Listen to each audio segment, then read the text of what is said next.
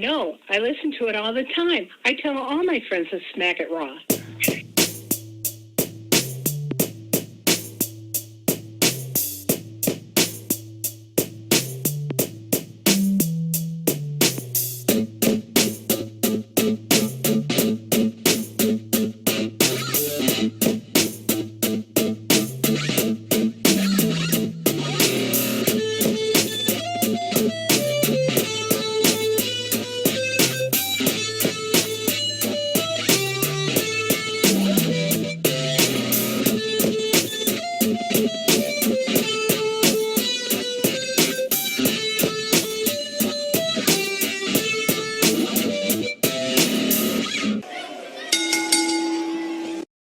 What is up, guys? So this is a very special episode of A Kenny for Your Thoughts, episode 107, I think it is, Brandon. What am I asking? You don't know how to count. But we have a lot of special guests on here who have their own respective awesome podcasts. So we'll go down the line right now. We'll start off with one, Matt Ritter. Matt. Why is he first? Because he's on top. He likes to be on top. I'm a power top as opposed to a power bottom. Power bear. What's up? Thanks for having me. Hi, Brandon. It's nice to actually talk to you. Hey, it's good to see you too. I get to see you on the screen. I'm actually a sub bottom. Thanks. I was gonna ask, but thank you. You're already on top of that. Yeah. Oh my God. Well, Matt, you want to plug your shit, brother? We are the Smackin' a Raw podcast. We're the #1 wrestling podcast, currently not on Pornhub because of the them taking away the user created content, but we're gonna get verified and we're gonna get back on there, and then we'll be back to #1 on Pornhub. We talk a lot of shit, a lot of porn, a lot of wrestling, mix them together, have a good time. So expect me to talk a lot about dick and enjoy my luscious lips as we talk tonight. Yes, Matt Ritter has the best lips in the business, just so everybody knows. How do you compete with that? You don't. In fact, that's why they got kicked off of Pornhub the first time. Got it. It was the lips. His face is too Right. fuckable. Well, I'm just glad Brandon's here because when you guys got on, you got Joey, you got Kyle, you got Kenny here, and I'm like, man, you know, they say you take an 8 and you put them by 6s, they look like a 10. Well, I'm like a fucking 2 right now next to 3 10s. Like, this is not good for me. But Brandon brought me up to a 4, so I appreciate First it. of all, I am not a 10, like a 9.9. I'm being modest. But It's fair. Joey Carney, go ahead. My last? Why am I last? Fuck you, Kenny. I was saving the best for last, but that's okay. Joey Carney from the Angle Podcast. Like everybody else here, we just enjoy talking about wrestling. I say we, but it's me. I always say we. I don't know why I do that. It's only me. Wrestling, talking about wrestling, interviews, everything in that nature, all wrestling stuff, the Angle Podcast. That's pretty much it. Brandon. Yes. I don't actually have a show officially, but I will say Happy New Year's to everyone. I do enjoy a little Pornhub. Pet peeve. I Happy New Year. Wrestling too. So yeah, it's all here. We got all the elements. The alcohol. I'm loving it. Do you have alcohol, Brandon? No, I got some water. There's no alcohol here. What are you talking about? You just drunk on we don't life. have alcohol.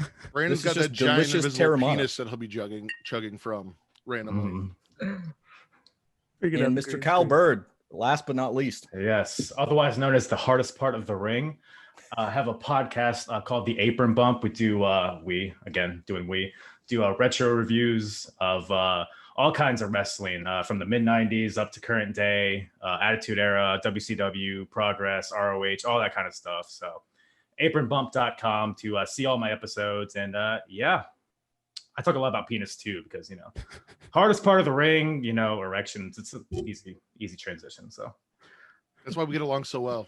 I'm not on Pornhub Brandon. though, so Are we the only podcast that doesn't talk about penis? I guarantee you've talked about penis. Yeah, I've heard probably. Yeah, I think we did. Yeah, remember? Because I was trying to say that 3 is all you need, and then our moderator said that I was a virgin for saying that. So listen, Brandon, I do a podcast by myself, and I've talked about penis. So you guys have definitely done it. Yeah, we've definitely done it. Yeah. Okay, All fair right. enough. Fair enough. All right, so here we go. I know we're here to talk about wrestling, but my full plan coming on here was to just flirt with Kyle the entire time, make Kenny super jealous. That's all. Glad I we're on really the same wanna do. page. I wish we were True. next. Are we next to each other? Hold on. That's why I tried to look extra pretty. I tried to Wait, so what I the tried hell? to am I like wear doing my here? Matt Jackson dangly earring for you all to like look really pretty and be the prettiest one on the podcast. But Nice. it didn't work out because Brandon showed up looking all Rico Suave like that. Oh man, you know, I had on a green shirt before we got on, and then I was like, "Oh crap, this is He gonna work." constantly shows up in green clothing, by the way, to be on a green screen, just for the record. Who has green shirts? I've never seen Yeah. anybody wear a green shirt before. I guess Brandon's the only one. He bought them I all. think Brandon, so, yeah. yeah. I like green. I don't know why people don't Was it like like a bright ass green or was it like a dark green? It's well, if I can grab it, if you That makes Steve a from difference, Blue's you know? Clues shit. all right, how about? Can you see that? How's that? That's a fucking green screen. Yeah, That's not green. Yeah, you're holding up a Teal. piece of canvas. I That's swear. teal at best. it's I think you know what it is. I think it's the light. I think it's the lighting. It's green. I promise. Nah, Yeah. you're just colorblind. Brandon Sure, only sure. shops the week after St. Patty's Day for clothes. You know, everybody kept pinching me Clearance stuff? at work. Yeah. So I was like, you know what? I'm not dealing with this anymore. He's like, 'cause- I'm never gonna have this happen yeah, again. Never again. Never again. Nope. He's prepared for everything But yeah. except safe sex. Now, guys, we are here to talk about this year in professional wrestling. That's why I wanted to get all the boys on so that we could talk about all the best and maybe the worst things that have happened in professional wrestling in the year 2020. What a year, 2020. Oof. Good year in Matt's personal life. Congratulations, buddy. I know you had a kid this year. I did. Thank you. Hey. I had my wife put her to sleep so I could do the podcast and be as loud as I wanted. So Put her shout shit. out to her That's for a taking bit care of that. extreme. I was gonna say, do you understand how that statement would have sounded if you were talking about your dog? I do. You gotta do what you gotta do, I guess. Sometimes Speaking it's- of which, my dog just walked in. So prove it. It's Pick it like up. this will be a rough podcast. Anyway, Wait, Okay. so who here next is gonna have a kid? We're wondering. Everybody wants to know who's definitely getting close. Kyle. I have It's definitely cats. Kyle. Oh, okay. I nice. said No. that cat. Yeah.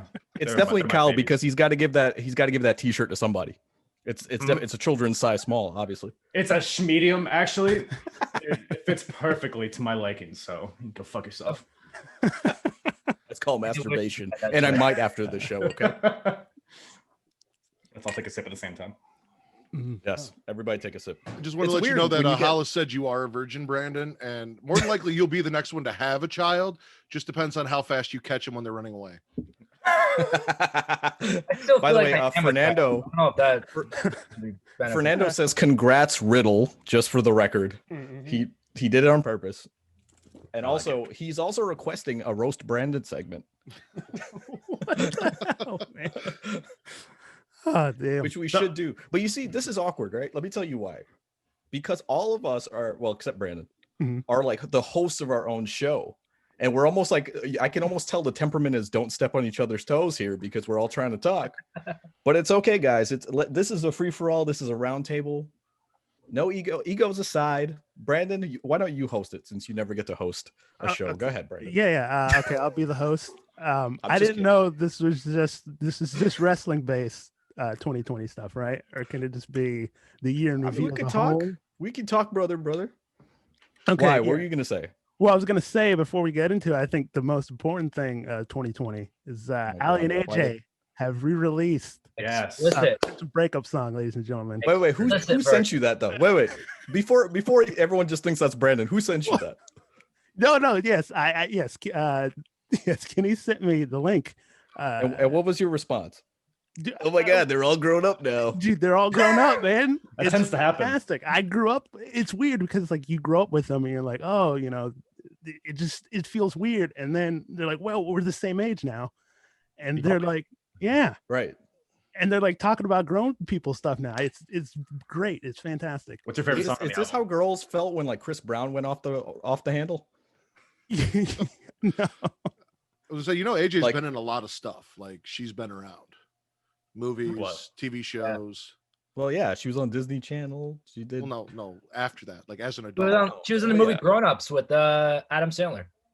Was she? Oh wow, yeah. she was in I didn't even know iZombie. that. She was. See, Look I at don't this, actually man. watch anything but wrestling and porn. So I mean, that's I was about to say, I think it's Matt's competition on Pornhub, Ali and AJ. Seen that video before. The remake. and Kicking we've our already ass. gone. We're getting Yeah. kicked off of YouTube What? after we've been on air for like 15 minutes. 100%. That's the only reason I came on here is to eliminate you so I could rise above you. But yes. But man. anyway, Arm drags. so we are here to talk about professional wrestling, believe it or not, even though we haven't even touched the subject yet. But what a weird year, guys. What a weird year. I mean, I don't think this has been, I think this has been the weirdest year of my life personally. I don't know about anybody else. I mean, look, I'm wearing a dangly earring for God's sake. So obviously I've gone through some Broken. stuff this year. Kenny, you changed, Kenny. I have changed. I've Changed. completely changed since last year. It's true. And it says, "Oh crap, Kenny, did you remember to clean off your screen?" Whoa. Hey, whoa. What does that mean? Damn. You still have your snow on the screen? No, that The was snow snow. effect. I swear to God, that was yeah. snow. Yeah. If you look at that episode, I actually took off the effect halfway through after everybody said that. It was 100% snow. Yeah, you wiped down the screen. I watched you. It's all good, man. Like, relax. I admire the distance though. I don't know how far your screen is, but man, that's some travel you got there. I gotta say, 2020 for wrestling, since Yeah. Kenny wants to keep it on wrestling. It started off really hot and heavy, and then it got super disappointing, and then it kind of picked back up again at the end, kind of like having sex with me.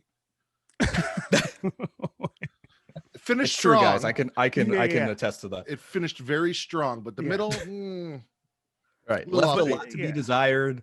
You were kind of bored. You're like, why am I even putting myself through this? And then ultimately it was okay at the end. Get from But point A no, to point B. Just like you said in January, I mean, things seem so hopeful for professional wrestling. I mean, we had let's start off with, I guess, the Rumble. One thing I do want to call attention to, because a lot of people might forget, that was the Rumble was the day Kobe Bryant passed away.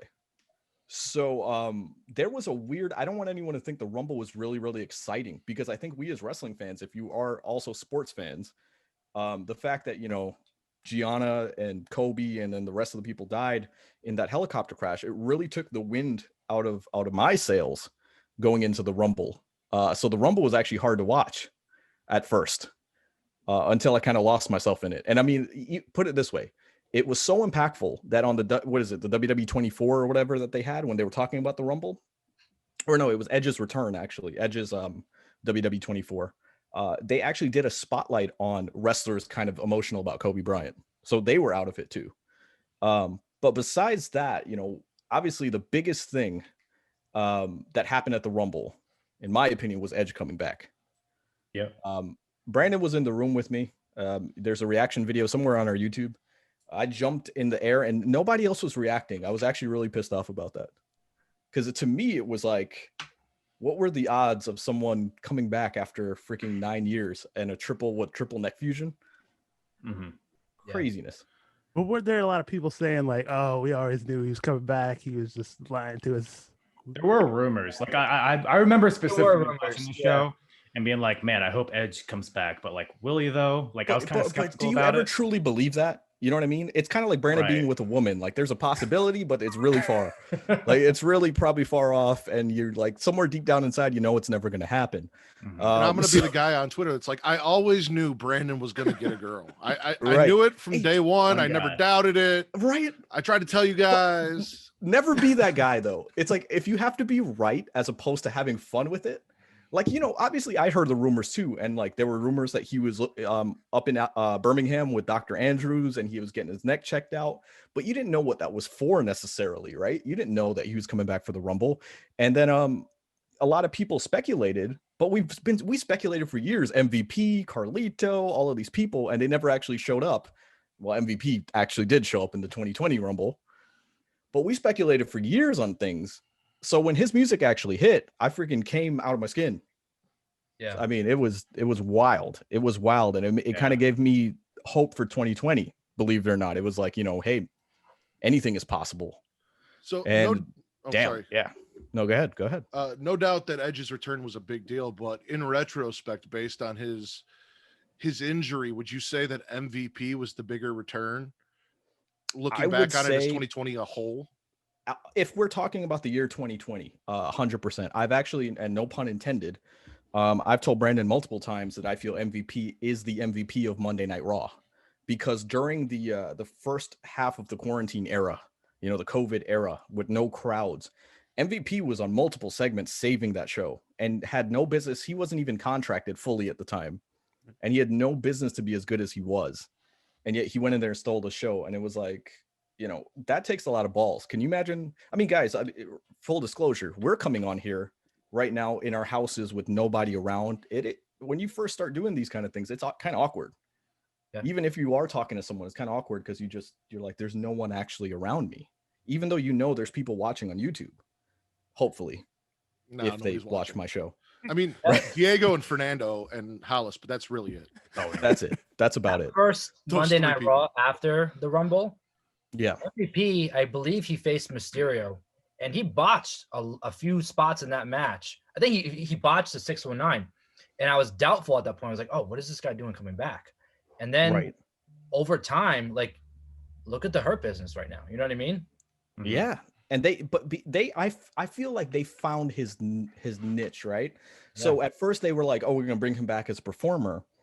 That didn't work out too well because he is limited. He's up there in age. And I don't know if anybody had saw on Vice, there was a show called, I think, The Wrestlers. And he was talking about winding down his career because of injury. And this was his last year in wrestling. And then all of a sudden he's back in WWE. So I wasn't surprised to see that he had missed a couple steps and things like that. Yeah. But then they found... they did a really good job because they were like, okay, let's put him with some other athletes he can bring up.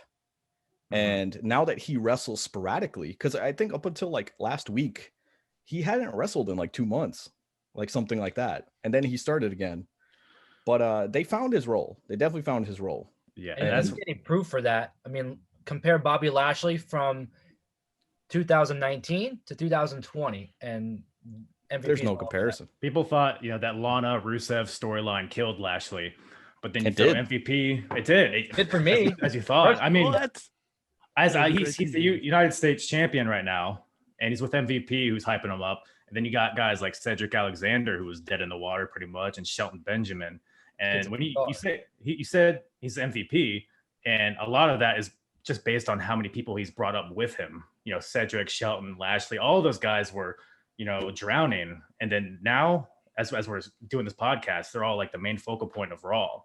So it's really a testament to how talented MVP is in all facets.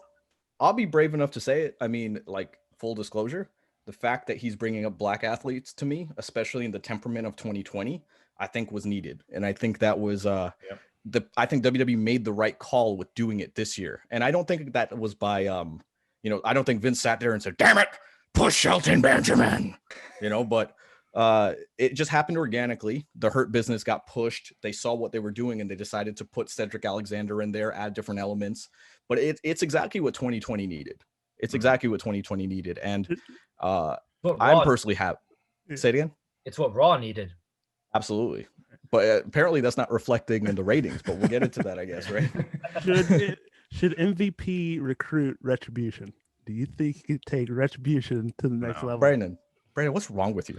Brandon comes up with this fantasy booking that like has no rhyme or reason. Brandon's like, Chris Jericho could come back, join the Hurt Business, It's like I can see it. I was watching you talk, Kenny, and you're very eloquent. You were doing a great job talking about how he's raised these black athletes up, and I could just see in Brandon's eyes, this is bullshit. There are way too many black guys in that group. We gotta get rid of some of those guys right now. It's true. Brandon, give me a T-bar. Give me a T-bar. Give me a Ziggler. Could also, you imagine Ziggler, the Hurt Business? We're like 20 minutes or so into this, and we have not acknowledged Tattoo in his background. Are we just not bring that up? Yeah, should we? It's to be expected, though, right? So Tattoo. If anybody doesn't know who Tattoo is, Brandon's lesbian obsession. They also did the theme song for Victoria in 2002. How's that go, Kenny? Yes, I've lost my mind. Go ahead, Brandon. What? All the things she said, running through my head, running through my head. I was like, I'm not going to be able to hit this note. Number one played song on Spotify, 2020, ladies and gentlemen. Was that around the same time that HLA was a thing with Eric Bischoff? Yes. Yep. Yes, it was. Mm-hmm. Well, no, nice. a little bit after HLA. A little bit after, maybe like 2-3 months after. Can you believe there was a time period where literally a man came out on TV and said, "I know what you want to see: hot lesbian action." I mean, And it was like, okay, they did want to see that though. I And mean, then they yes, brought out but two of the biggest, sexiest Samoans we have ever seen, and completely took away all the lesbians. Roman Reigns was there. I don't remember him Yes, being there. yeah. first of all, Roman Reigns is very pretty. I would. Yeah. Getting back to February in professional wrestling, anything happen in AEW? We're in February. Speaking of Anything lesbians, happen in- AEW. Did anything happen in AEW in January? Someone's gonna have to fill me in, because you know what the problem is I have with AEW in terms of like my memory. I just think of AEW so good that I almost don't remember it, like remember moments. I just remember that it was decent. I don't remember when things have happened. WWE is so like kind of like it's kind of like Ritter in bed, like he said. You know, it's just very stagnant, very stale, and then all of a sudden peak. That I remember the moments, you know. Yeah, I mean, they're so new though. It's not like because the WWE has established like, okay, the year is from Royal Rumble to whatever the fuck TLC, but AEW has had more time pre-COVID or post-COVID than pre-COVID, so it's like such a weird like time warp in your head. See, I agree. I like don't even remember what happened this year in AEW. And that's a big thing is you have the benchmarks with WWE where you can attach things to, like you said, the Royal Rumble, WrestleMania, Survivor Series, so on and so forth. Great point, Kyle. You're so pretty. I know. So you can attach those jealous. things there. You don't have that with AEW because you have All In, but I honestly don't even remember like what point All In happens because we've had what, 2 now? What point of the year All In happens? Revolution was this year, right? Revolution Yeah, with Revolution was February. That was a great pay-per-view, which it doesn't even feel like it was this year, but that had some of the best matches of the year. Was that Kenny and Mox? Yeah, that was Kenny and Mox. No, Kenny and Mox was November. Yes, that was Mox Jericho. That was where Mox won the title from Jericho. Yes. Yes. That's where he came in through the crowd, like that special entrance or whatever, like from outside, I should say. And that was where that Young Bucks versus Omega and Page match happened. Oh, it's a good match. See, that's the thing. I don't because I guess because I don't have criticisms too much of AEW, I'm like I struggle to remember it because it's just good television. I think but also later with on, WWE though. Sorry. So go ahead, Joey. WWE, I think, is more moment oriented, where they're not looking long term. I agree. AEW is long term. This story, because think about it. How many WWE pay per views do you have a year, and how many AEW pay per views do you have a year? Right. AEW is like 4 months out each pay per view. WWE does sometimes 2 in a month. You know, so they're more moment oriented. Where that's why we're talking about what we are talking about. AEW is just consistent. It's always consistent, and then exactly the payoffs at the pay per view. And they already go and jumping into something else. So it is very hard to find those moments in AEW, but it's like me. I'm like AEW in bed. Ritter's like WWE in bed. Got it. Fast and disappointing. He is he is the bigger company after all. Yeah. Now, I will say I think AEW's had some great moments. I just can't remember what month stuff happens in. Exactly. But yeah, because I can't really associate things with a pay-per-view or anything like that. But I remember, the segment with Jericho and MJF, the singing number. Like I remember that. I remember the steak dinner stuff. I remember Sting. I remember. So there's big things that have happened in AEW that I can later remember. on. So that's actually kind of. And thanks for basically jumping to what I was trying to say, which is towards the end of the year, I feel like AEW is now starting to be a little bit more moment oriented. So to Joey's point, it was a lot of consistency. But to me, consistency is amazing. But sometimes you got to do something to, push the needle a little bit more. And AEW definitely found the formula later on in the year. And kudos to them. We'll get to that, since we're running through this. But February, the one thing that stands out in my mind was, and this is so crazy that this even happened with the way she's booked now, but was Shayna Baszler running through the Elimination Chamber and just running through everyone, beating every single person in that match. And it's so crazy because it's like she's not being pushed like that anymore. And that's, what Joey was talking about earlier is how WWE is moment oriented. And that's kind of like an example of that is because they were thinking so short term. They're thinking, okay, we're in February and we're trying to build her to WrestleMania like a month from now. but we're not thinking of the long term for Shayna Baszler. So they dedicated that whole Elimination Chamber match to building her up, and it did a great job. But once WrestleMania happened, I mean, what did Shayna do after that? I mean, she's a tag champion right now, but ultimately she should have been such a bigger star after that than she ended up becoming, in my opinion. But do you think that was because now again we have the gift of hindsight? Do you think that that's because of Becky Lynch's pregnancy? Obviously, Becky was pregnant during WrestleMania, so she couldn't really take bumps. Do you think that that's why maybe the Shayna Baszler push got kind of derailed? Because maybe she would have been like dominant in that match. Say it again. The reason why it happened. If Becky was leaving, they needed someone to fill in. I mean, that was Asuka, effectively, right? She took the title from Becky, and I think there's still money in Shayna versus Asuka, but even more so at that time, I feel like. So I feel like that still could have been a way for them to go with that.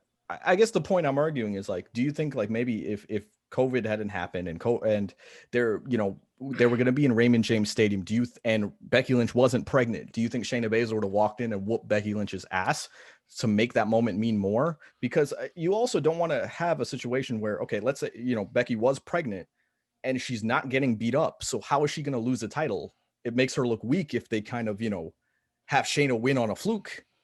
So it's like, I feel like they were booked into a hole. I don't know. What did Asuka do after she took the title? I honestly don't remember. Good question. Hey, Naya. Was it Naya? Wait. So Ritter looks confused. Ritter wants to bring up a point. Let me always looks confused.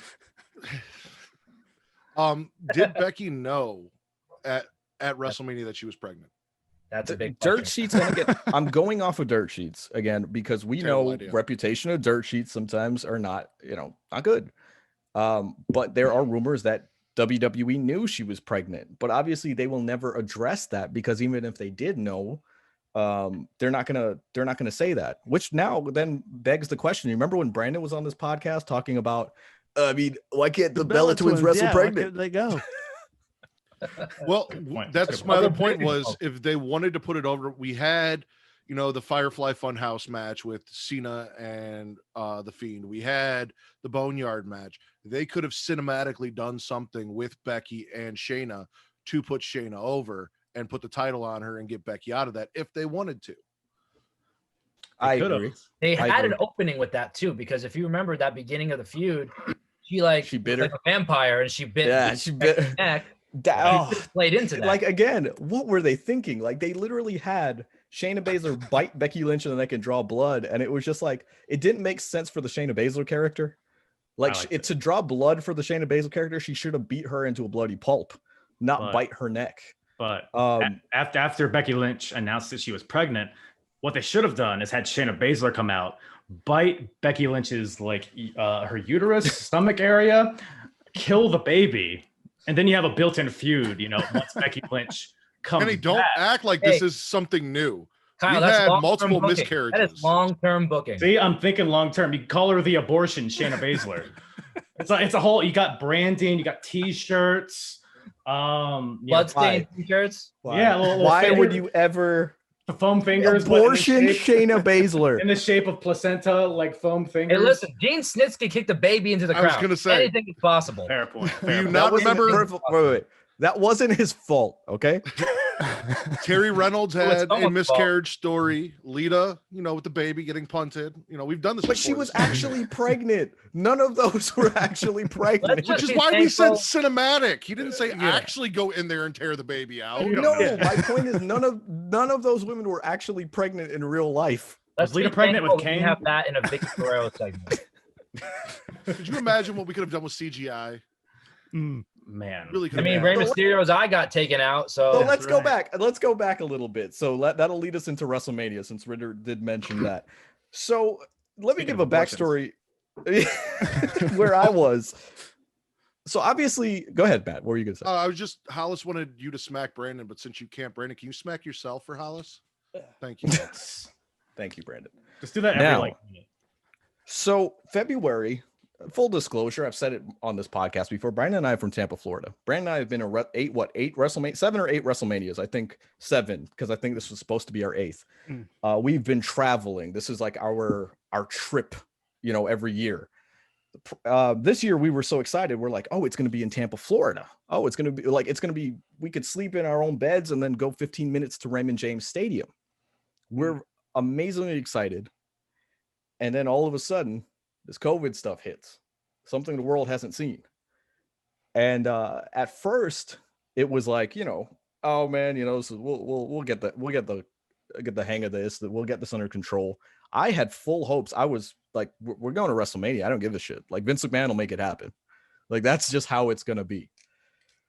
Then, about 2 weeks before WrestleMania was supposed to happen, I'm driving back from Gainesville, Florida, and I should have known, right? Because I went to get my sisters from college and brought them back because of the COVID scare.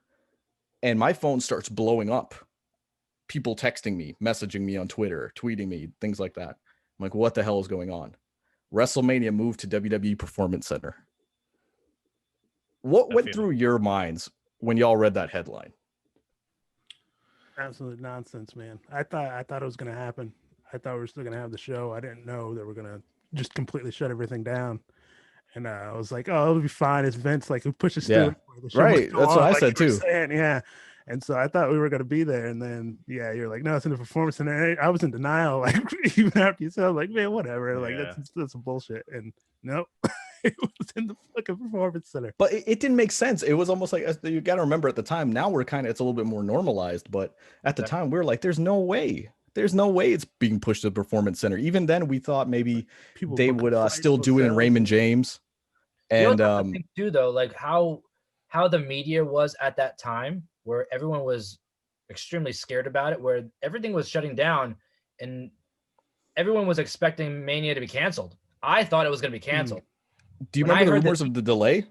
Yeah, when I heard that they're doing it at the PC, I'm like, they might as well just cancel it at this point. I mean, like, how is their reputation going to, stand with everybody saying, "Oh, this is shut down, this is shut down," and Vince is like, "No, we're keeping it up." You know what I mean? So I thought they were shutting it down.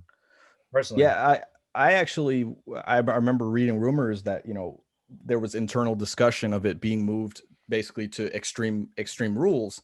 Then they would kind of hotshot the storylines going to SummerSlam, because I know it's so crazy to think, but at that time we were like, oh, this pandemic's going to be a 2-3 month thing.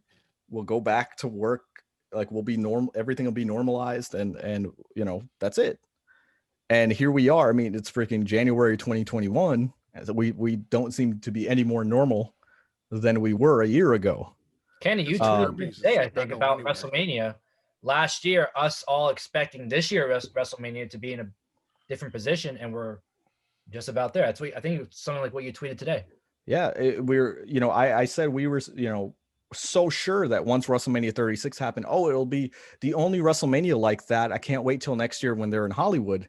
Now we're at the time period where WrestleMania is 2 months away, and there is still a big question mark on if they are going to do it in Hollywood, California. And I think, I personally think the litmus test, if you will be at the Royal Rumble. Because if they don't have fans at the Royal Rumble, I don't foresee them having fans at WrestleMania. I don't think they will. I kind of think, I don't know why, but I think they'll have like pockets of fans because they're in Tropicana Field. Again, maybe it's just wishful thinking, but I can see it happening because AEW is doing it, because WWE is doing it at NXT. NXT is doing it, yeah. Right. It's like, I can kind of see it happening, and maybe they test the waters, but who knows? Who knows? Well, does anybody know about the Super Bowl this year, maybe? If they're going to think about Super Bowl's going on. Okay. Super Bowl's going on at Raymond James Stadium. Well, they don't have, they Florida, have like very limited people there, right? Okay. Limited, yes, but Similar that's kind of, but we're in Florida, and I hate to say it, but Florida barely has any restrictions. That's kind of what I'm getting at, where I wouldn't be surprised if the Rumble had people in it, if we're looking at what they do now with the Thunderdome, that's why it was created, right. I don't think they expected fans to be anytime soon, because you have to think also, they want to withhold their reputation. So if they let fans in, right, and somebody gets sick, people are gonna bring negative, it's gonna bring negativity towards their reputation.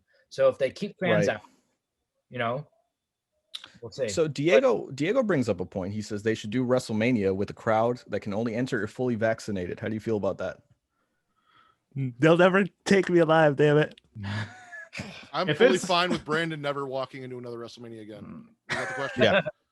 Yes, Matt. Yes, Riddler. No, fuck you. To answer the question though, honestly, to take the Kenny stance on it, when I saw that WrestleMania was going on this year, I was just happy we were going to get WrestleMania. Like, even though it wasn't going to have a crowd, and I know all of you people that had tickets were sad, and I didn't, so I didn't really feel bad for you, but I kind of did. Fuck him. That's what I'm saying. I'm like, I'm still going to sit at home and I get to watch WrestleMania, so it'll be interesting to see.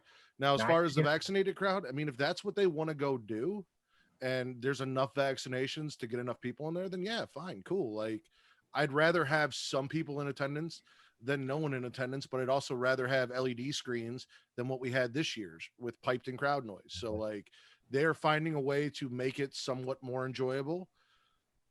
Right. Going back to WrestleMania though, I mean, since we're on the topic,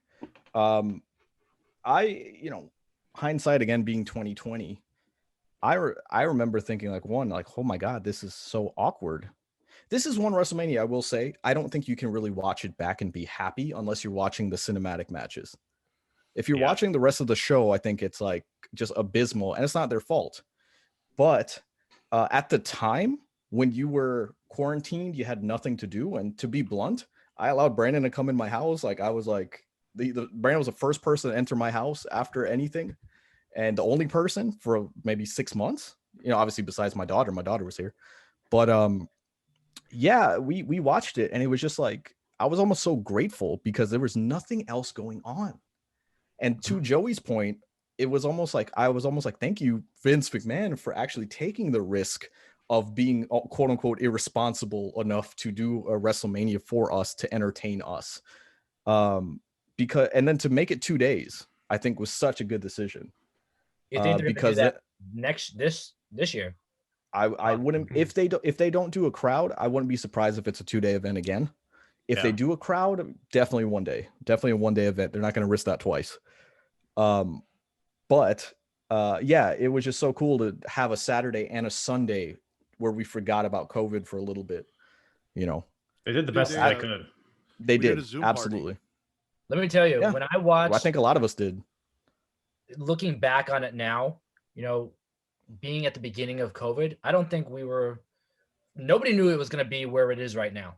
So looking back now, I think if you ever have a moment in history where someone says, oh, WWE sucks and WWE this, go back, watch that WrestleMania. Look what they did in that scary time, leaving their families, doing all this stuff, and put on a fantastic show.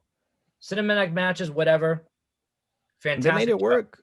And that was definitely Kevin Owens throwing himself off the sign, Seth, that, all the things that they did. If you look back at the documentary, filming with Taker and AJ, Taker losing his brother the night before, filming whole 24 hours to do that match, a lot of effort, and I don't know what else you want to call it, went into that show. So looking back, a lot of risk. And I think fans looking, if you go watch now, you're gonna think, damn, like, I appreciate the hell out of these people, Most people don't know this, but WrestleMania was actually on my birthday, and I personally asked Vince McMahon to put on a show for my birthday. Thanks, Riddles. So thanks. Wait, your birthday was 2 days? Wow. Yeah, I have a 2-day birthday. I was born. Look at that head. It takes a long head time to popped come out at 11:59. The rest of me right at Okay. midnight. So Gotcha. Yeah. The train didn't leave the station the whole time, exactly. Oh, So- yeah. Hey, some of us come out. Apologize feet for first, talking so- about your mother like that. I No. I apologize. got stuck. It's not on her. Yeah. But no, honestly though, Mania I think was a perfect example of making chicken salad out of chicken shit. It's kind of like me in this podcast. Like, like I put myself through it with Brandon as a co-host, but ultimately I come out on the other side. Everything turns out okay. Add some mayonnaise and it becomes okay. Yeah. Right. It becomes bearable. People tune in for me, see me abuse Brandon. I mean, Exactly. what other podcast would they ask for a roast session of the co-host? I don't know another podcast who puts on face paint for a podcast show. So yeah, give it to Right. me. Unless Sting has a podcast. Has anybody confirmed that? Not yet. Coming soon, AEW restricted Sting. so pretty, Joe. But again, talking about WrestleMania, the cinematic matches I think stole the show. I think everybody has dwindled it down to which one was the best match, the Firefly Funhouse, or what was that? It wasn't called a Boneyard match. Firefly Fun. Oh, no, it was Firefly Funhouse match and then the Boneyard match. Okay, it was called a Firefly Funhouse match. Okay, Boneyard. Going off that, because those are two, like, well, more so the Boneyard match, because that won the Slammy for best match of the year, right? Right. Yep. And I think it's pretty much universally at least liked by all fans. So I guess it's kind of a question for everybody. Like, I feel like WWE could have used this time to more utilize cinematic style matches. Even like stuff like the Final Beat with Ciampa and Gargano. It doesn't have to always be like Graveyard, fucking Funhouse, weird shit like that. Like it could be matches shot in a cinematic style. They did though. I mean, they did for a while, like you said. Like that match was technically a cinematic. The Velveteen Dream versus Adam Cole, right? Parking lot brawl was technically cinematic. Rey Mysterio versus Seth Rollins, kind of was cinematic. I guess my question is, I feel like they could have used that more so than just regular matches with no crowds. I feel like they could have utilized this time to experiment more with that. So I will say, just from we have a fan, his name is Mason. He has a podcast called Wrestling in the Dark. He actually gave me the other side of the coin of that, and I'm sure a lot of you are in the chat with him, so you know what I'm talking about. Mason said he doesn't like the cinematic matches because there's no commentary on those matches. So as a blind wrestling fan, there's literally like those cinematic matches, he can't experience it at all because you don't have Michael Cole saying, you know, AJ Styles getting put in the grave, things like that. So something to be conscious of, you know, like I never thought of it like that. Yeah, they could have done it like the what was the Matt Hardy Sammy Guevara match, where they had commentary for it. So they could have evolved it, or at least maybe even if not matches, maybe more like backstage, like kind of.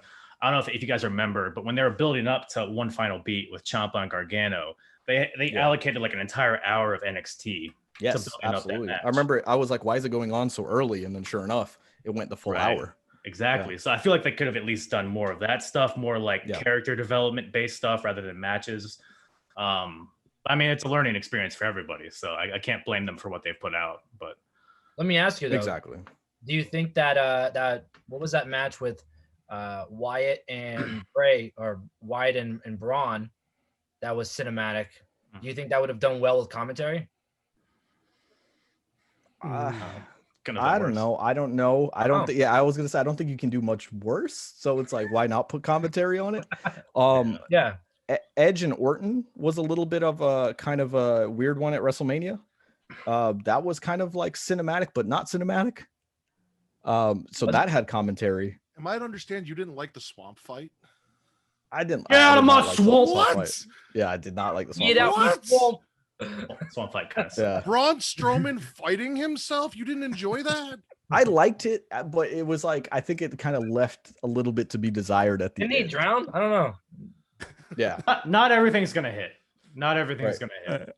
I admire the attempt. I thought it was. What's up with this podcast, by the way? Like Ritter's actually like, I enjoyed it, and I'm like, I don't know. Like that never happens. His podcast, he's a little bit more critical. I'm the one that's like, no, it was okay. And here we are when you put us together.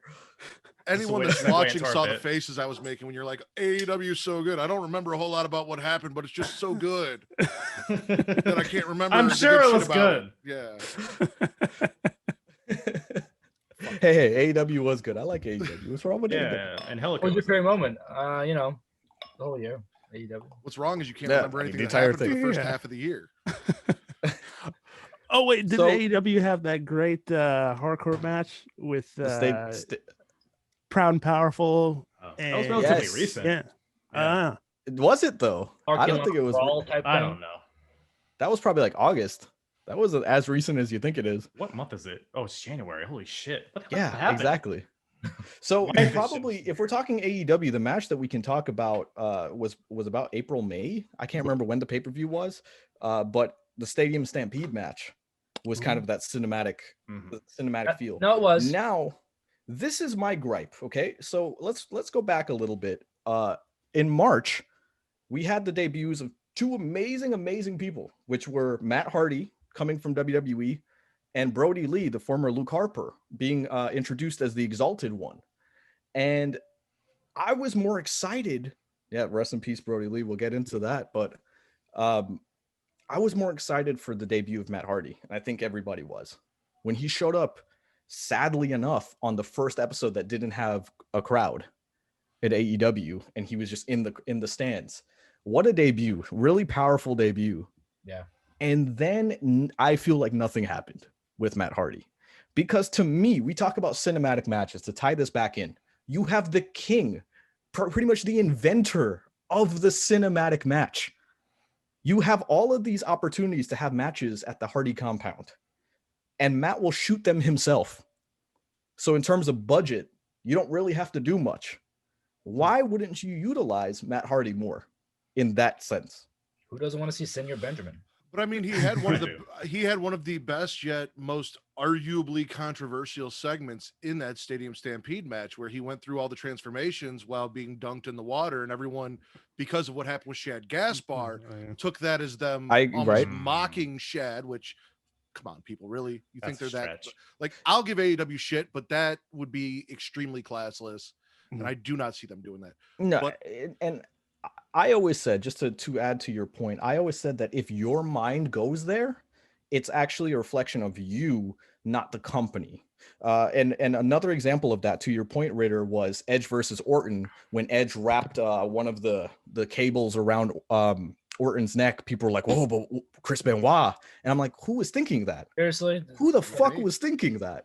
You know what I mean? It just says something about your mind if that's where you went with that. Right. That was right around the time the Dark Side of the Ring came out, and it was pretty fresh on people. That was a little bit more specific, though, because I do remember thinking that, because it was so exact. Like, it was the same workout machine that, I don't know if it was the exact same as a lat pull down or whatever. You do have a point there. I forgot about that whole it was I forgot about the Dark Side of the Ring stuff too, to be honest. Yeah. And that's also a good point. Yeah. But I mean, even though it's like, to have outrage about it, it's like, that's not what they were trying to do. So this wasn't on my sheet, but can we talk about the Dark Side of the Ring actually being a very, very, ironically enough, light in the dark when it came to professional wrestling? Because during that first half of the quarantine, I remember tuning in every single week for Dark Side of the Ring because I had time. We all did. I remember Sling TV. I didn't have TV, and Sling was giving it for free during the quarantine. And I remember feeling so blessed to be able to see all of these, you know. And if you don't remember the Chris Benoit one, again, really early in the quarantine, they actually released that fully on YouTube before it was even supposed to come out. So I don't think it was fully. I think it was no, it was episode 1 because it was a 2-part episode. Yeah, it was a 2-part episode. It was 2 episodes. And so they released the first week basically for free. So yeah, kudos to them. And season 2, I think it was probably the best season. It was better than season 1. It's Diego's bedtime. He has to leave, so everyone say good night, Diego. Good night, Diego. Good night, Diego. Sleep well. His mom caught him watching us and said, "Shut that shit off." So he's like, "Who's that crude bald white guy on the top screen? Get that shit off my screen." No, she heard Kyle. That guy. I've seen that guy on Pornhub. He's a top. I've seen that guy on Pornhub. Only 11. It's not after hours yet. We're good. You know, Dark Side of the Ring was fantastic. Like you said, this season was probably the best. I really enjoyed it because my wife was working from home and she was pregnant at the time when this came out. So I actually was able to go in while she was working and sit in there with her while she was working and watch the shows. And she watched wrestling like early on in the Attitude Era and then got out of it. So there was a lot in there that she didn't know that we were talking about and chatting. And that was a cool little bonding moment that we had during quarantine over like some wrestling shit that we could watch together, you know, in the morning. Wait, hold on a second. You and your wife bonded over UWF owner Herb Adams being naked and snorting cocaine in his cowboy boots. Yes. Also how my daughter was born. Well, conceived. No comment. Someone else go. I can't respond to that. But the birth was done to that. I need them. Prove it. Thanks, Ritter. Nobody knows what to say after that. Everybody's got that image going through their head right now. I just got the image of you being a power top out of my head. I have noticed that Kyle's hands have been below the screen most of the Why don't you mind your own business? Okay. Kyle, when you say that, look up to him. Like, we gotta do like the Brady Bunch thing. Hey, hold on, everybody, hold on. Hold how's on. the air down there? Feels good. Smother me some more. Smother me some more. Yeah. Brandon's a nice middle here, right? That right where he likes to be. Giver and a receiver. Anyway. Hey, Kenny. I have to make a sissy real quick. Do I need a bathroom pass? No. Please. No, Brandon absolutely knows. go. Brandon Yeah. knows. Yeah, see? Kyle, I'm right there with you, buddy. You're gonna see my Shawn Michaels shorts. Oh, look at that. I think I'm cute. Helicopter. Sexy. Meat spin. I knew that was the men's bathroom. Look I at told you. Critter was right. He was right. He said that's a men's and women's restroom there. Oh man, he was right. He was right. But anyway, getting back into it, let's talk about Birthday, shit Kyle before dressed Kyle himself. comes back. Congratulations. Wait. While he's in the bathroom, I did want to bring up one thing. We were talking about your mind going to weird places.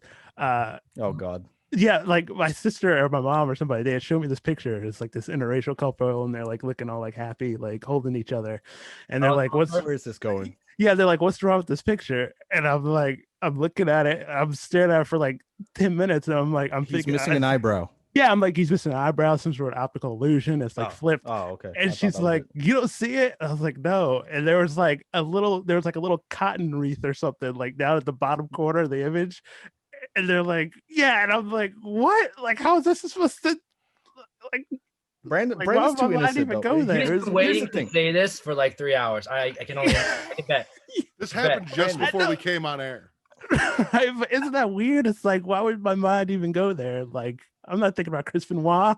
I'm not thinking about cotton picking. No, it's not the same thing. That is definitely not the same thing. Brandon, all in favor. Is that the same thing? It's the same thing. No, what? Absolutely not. And now that Kyle's back, oh sweet mother of God, this man was drinking a 12% beer before he got it. 12%. 12% beer before he got back. So obviously that's why his hips are a shaking. I want to know where you chop. What's up? Where do you chop? Brandon, by the way, we're still on air. It's not like we went off air for that, by the way. Good job. This shirt is from Roosevelts.com, and these shorts are from WWEshop.com. Oh, nice. Does Roosevelt sell adult clothes? No, but I have a question. Wait, I have a question. 3 inches Do they make flaccid, clothes 5 for erect. men? Do they make clothes for men, Kyle? What are you trying to say? Anyway, getting back to trying to hurt me. What month are we on, brother? Thank God you weren't here for Brandon's awkward interracial photo story.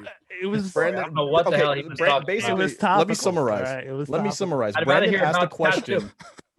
Brandon asked a question where he basically was denouncing black people. Is pretty much what happened. I think we could do That's another exactly half what hour on that. So hey, my thing is speaking of black people, ready? Yeah. Look how many black champions we have in WWE right now. Too many, right? Too many. Yeah. So Kyle, you're Kyle right of the money. all jokes aside, right? And Brandon said this tongue in cheek once, but I got what he meant by it. He said, he's like, back in my day, the only black person in WWE was Devon Dudley. And I remember when he said that, I remember thinking like, wow, like the company is really, really diverse now. And it's such a good thing. I mean, I think, was it Impact Wrestling that had their first, I think it's first time in history of wrestling, the 2 black wrestlers challenged for the world title in a Rich company. Swann and Chris Bay. And that is ridiculous that it was the first time that that's happened. The fact that that's the statistic in 2020 is ridiculous. But at the same time, again, we go back to the Hurt Business. This was the year for it to happen, right? So I'm actually glad it did, finally. I'll but bring I this don't up, want though. that. The Rock versus Booker T at SummerSlam 2001. Me and the Riddle Man over there. Let me get here. Pointing up at you. Me and the Riddle Man covered that on the apron bump. Yeah. The Rock versus Booker T. 2 And black. during that segment, we ranked every male in that segment by penis size, and we determined that Ron Simmons was the biggest, and Shane McMahon had the smallest. Yeah, I think that's. I think Shane's packing. Yeah, Shane's If probably the fact that he could rotate his penis to prevent a helicopter crash. Okay, that's a sentence that was said. Right. I think you remember that famous McMahon genitalia, the genetic jackhammer. This is genetic jackhammer. I thought it was Jr. all about the grapefruits, though, not the vine. Right. Big grapefruit, small vine. How can you wait? How can you have big grapefruits if the vine is small? Very possible. Well, if the I mean, fruit's gonna grow on the I- vine, brother, the vine's got to be big. Yeah. Well, what do you think AJ Styles would have to say about that? I mean, I don't know how big it is. I know when I got signed, I had to kiss Vince's ass a little bit. I mean, I did give a little stroke. Okay. It was all right. I mean, I try. A little vulgar for my taste, but wow. Kenny, can you do Vicky Guerrero? No. please don't. Excuse The volume down there. I was gonna say, Those are we points are, were are we pretty good. talking about like, can we do Vicky? Like, would we do Vicky? Mm. We Guerrero, got the or- whole other episode. Good. Mm-hmm. Like I mean, I could, physically. Yeah. but, you know. So arm Anyway, drags. getting back into April. April was a weird time because we saw the releases of the Revival. I forgot there was somebody else who got released early April as well. A big name. I think it was Matt Hardy. Or that might have been no, that was February. It was S.A. Rios. Hardy was March. Yes, so Hardy was early March, and then he showed up in AEW. The Revival was definitely early April. They were But then we April came then, to about what, April 15th, I think the date was. April 15th. And I think that is a date that will live in infamy because DJ, WWE.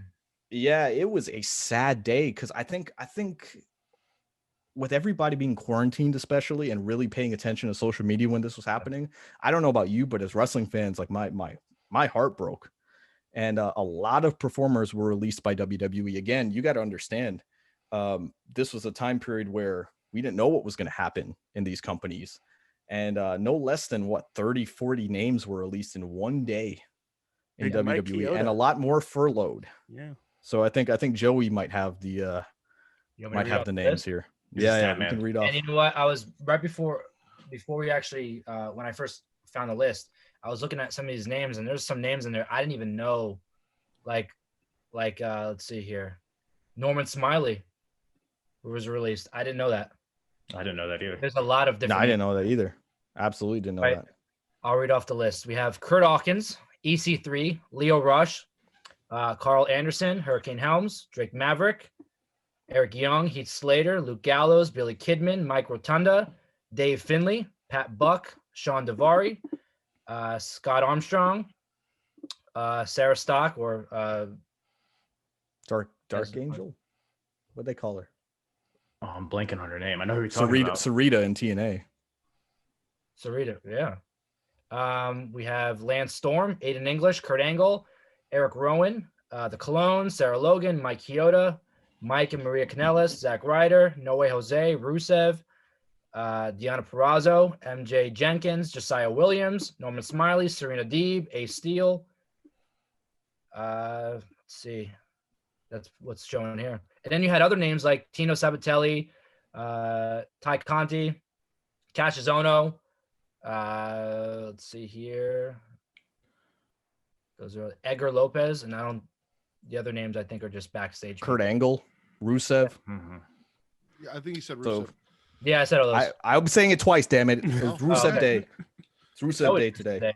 Miro Day, whatever you want to call it. Everything. It should be said that not a lot of them, but some of them have been brought back. Like I think Nigel McGuinness was furloughed. I don't know if that was on your list. I'm pretty sure he Yeah, was furloughed. Josiah was definitely furloughed. Yeah. And then he got brought back recently. There's a few other I can't remember. But Uh, yeah, those Hurricane, stuff. Shane Helms. Yeah. Shane Helms got released, and that's your cue, Joey. Yeah, let me tell you, I spoke with Shane Helms, and I also spoke just recently with TJ Wilson, Tyson Kidd, where Shane was on, the negative end of that list, where Tyson, he kept his job, and they both had the same responses, where it was like, it was like a miserable day where like no one knew what was happening. There was the people who were released or furloughed found out a little earlier than when everything was announced. Everybody found out just for the respect of it. But I asked TJ, like, how do you go about seeing like other how do you know it's not going to be you? That mindset, like think about how us as fans felt watching that all play out, but behind the scenes for them, like this is their livelihood. This is their job, their career. So they put food on the table. Mhm. There was no head of the table then, And a very tough time. Tough time to have a job. So Yeah. it's like I don't know like how much of an effect it had on their bottom line, but I can't imagine it'd be significant enough to really, I don't know. And some of them got text.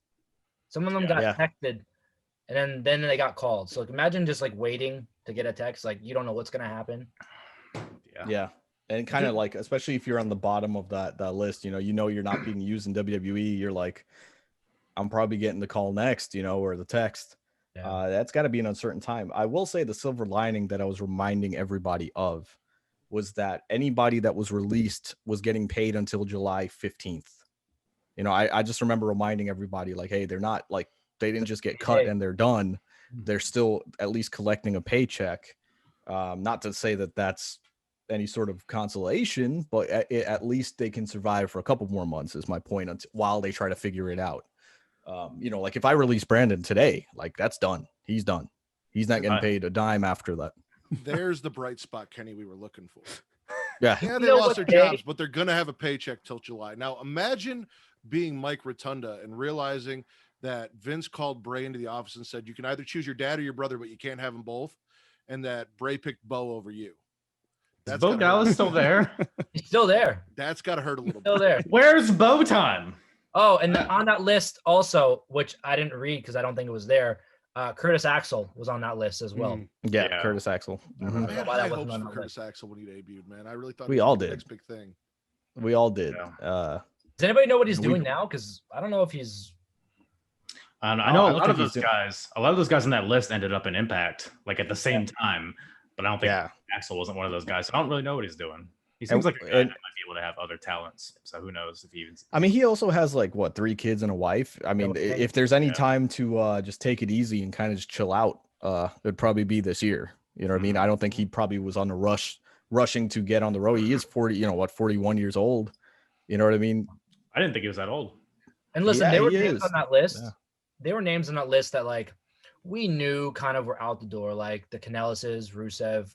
They were asking for releases. There's people on that list that like it makes sense. But the one name that stuck out to me, and like I was pissed that whole day reading all those names. But then you have a name like Mike Chioda come up, and that was the one that set me off. Mm-hmm. Like, if you look back, like this a guy, long time.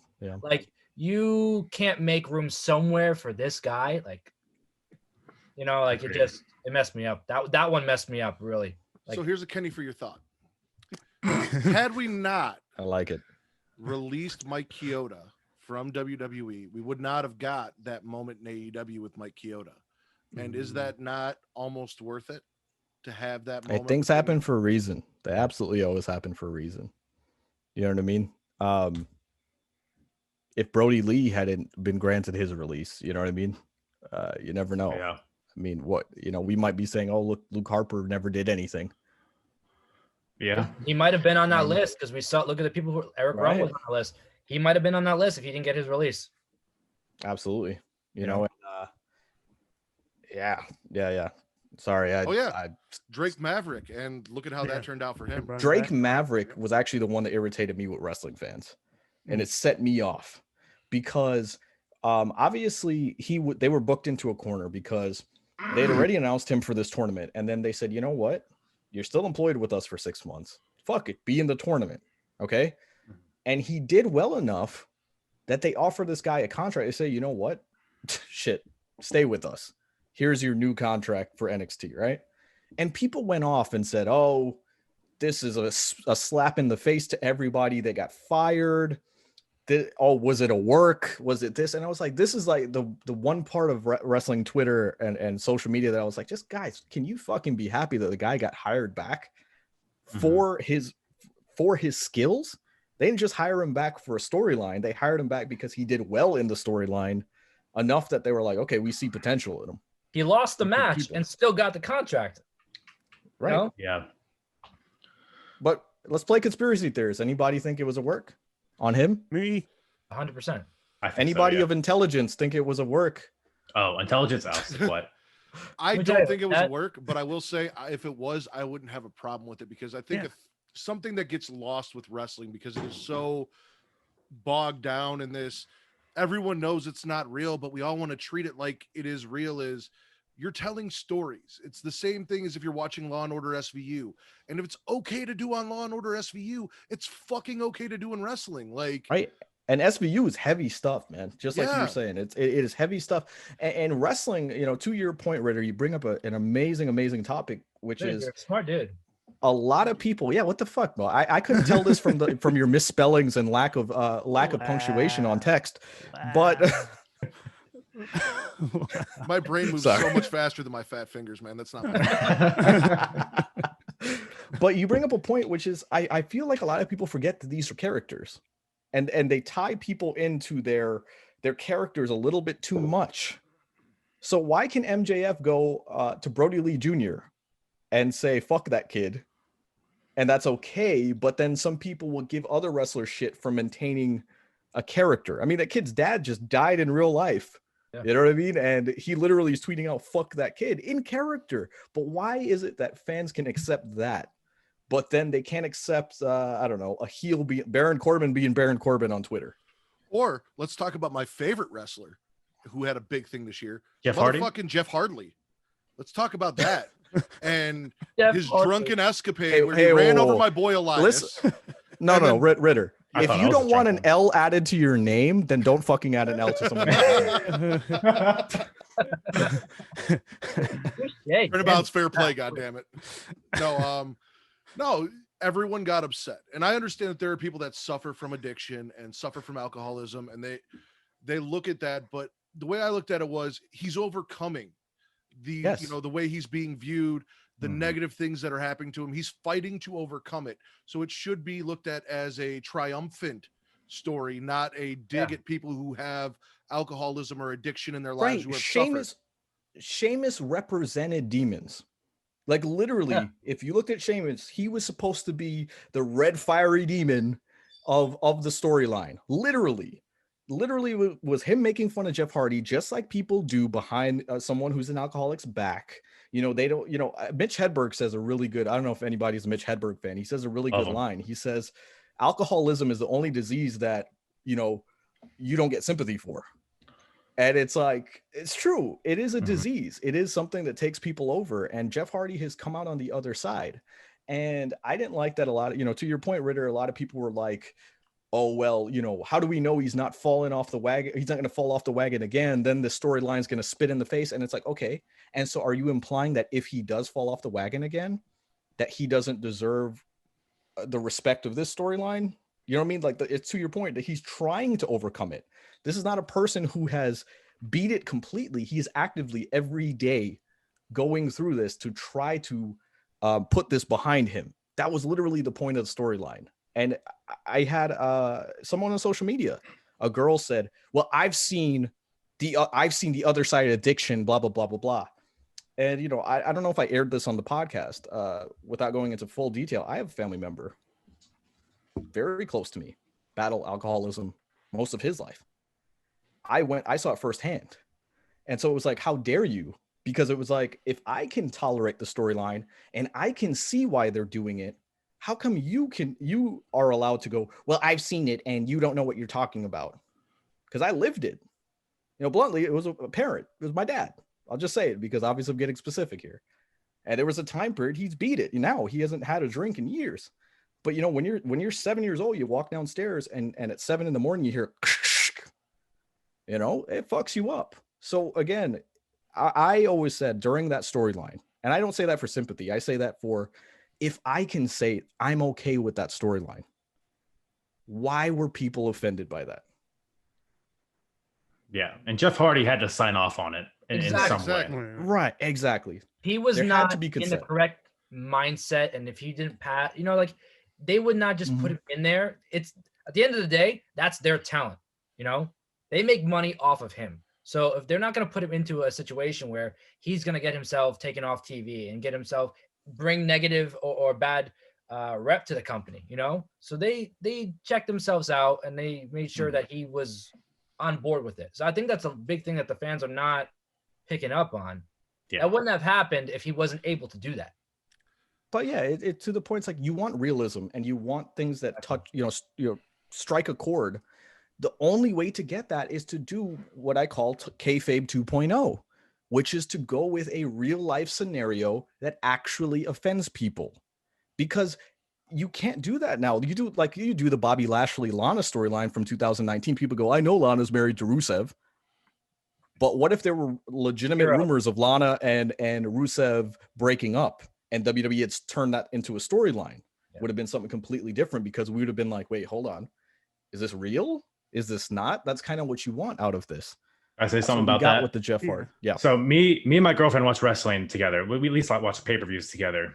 And it was literally like maybe 2 months ago. She looked at me and she was like, wait, Lana and Lashley aren't really together? So it's like, there's like, if you're like a casual watcher, you might think that stuff is real. Exactly.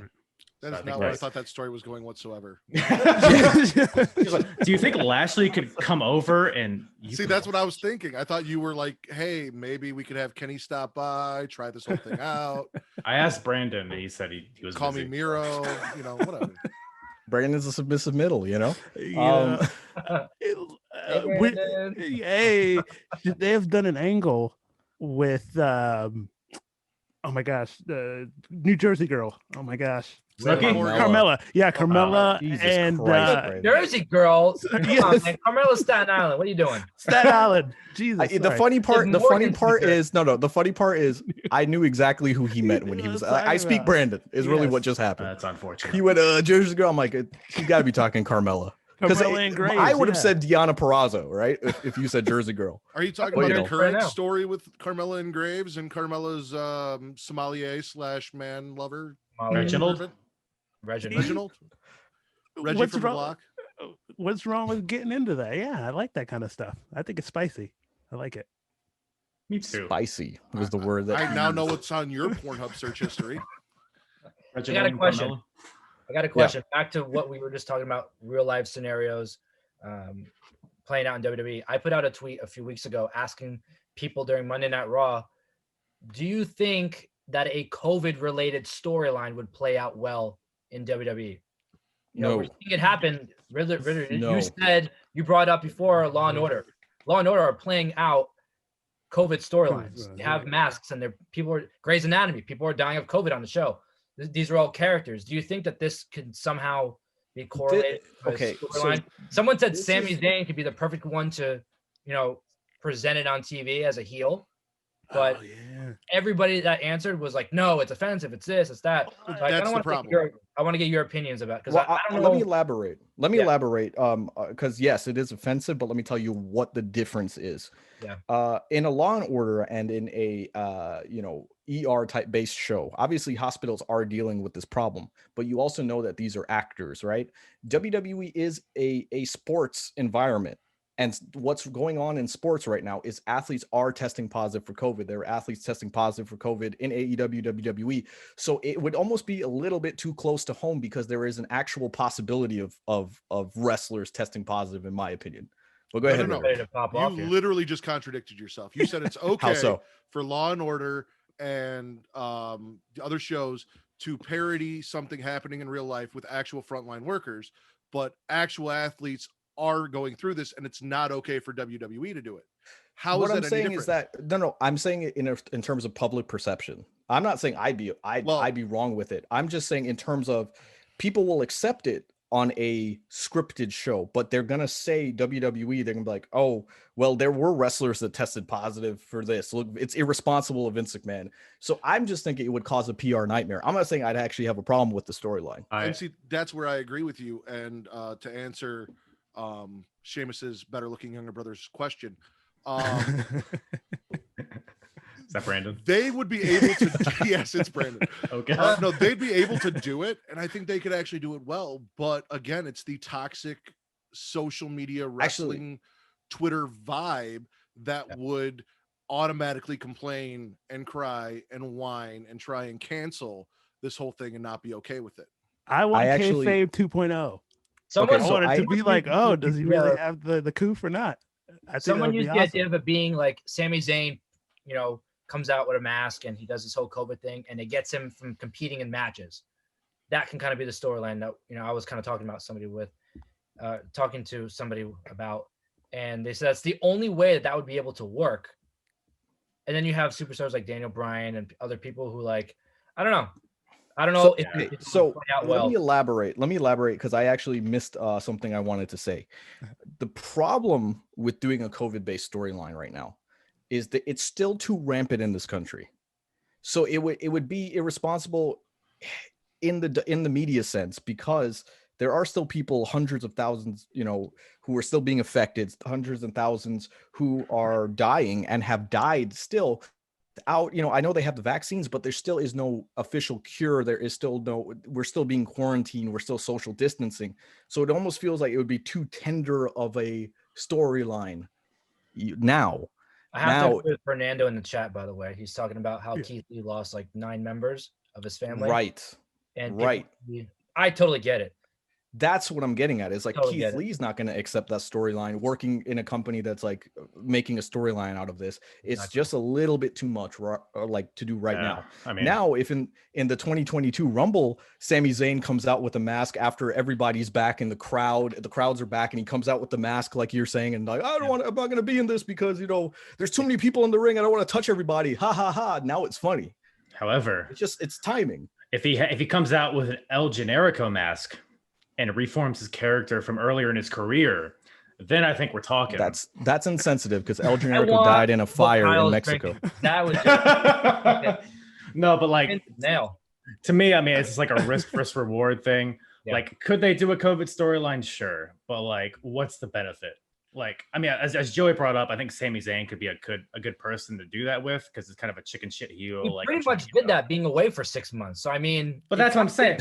He's still doing that, but without the COVID undertones. So it's like it's kind of unnecessary. It's an unnecessary risk, in my opinion, to kind of bring the COVID aspect into it. What if they had used the COVID story not as if someone contracted COVID and got sick, but they had kept the belt on Sami and Sami refused to defend the belt because of COVID, and he would show up every week, he would wear his mask, but he would not go and compete because he did not feel it was health conscious. Or here, use that as a loophole out of the 30-day no compete. I got the secret ingredient for it to save Raw here, right? Okay. So the was it Omos, the big the bodyguard for AJ Styles, who doesn't change his clothes, by the way. Exactly. You get him away from AJ. The drip's too wet. You can't change it. Precisely. Get him away from AJ for a few weeks, let people forget about him. Then you re-debut him as COVID. He's wearing a mask or whatever. He has like little things coming from his head or whatever. Call him COVID. And then he could be your top heel. And then have I think the top heel in the company is 2020. I mean, everyone saw that video of Drew McIntyre kicking 2020's ass. So that's just the way to go. Was I think. fucking god awful. By the way, I have to make a point to Hollis in the group chat. Yeah, writing that wrestling is an escape from what's going on, and if I think is the underlining thing here. Wrestling is an escape for all of us, and to see something playing out in real life that we are experiencing, I don't think it would work.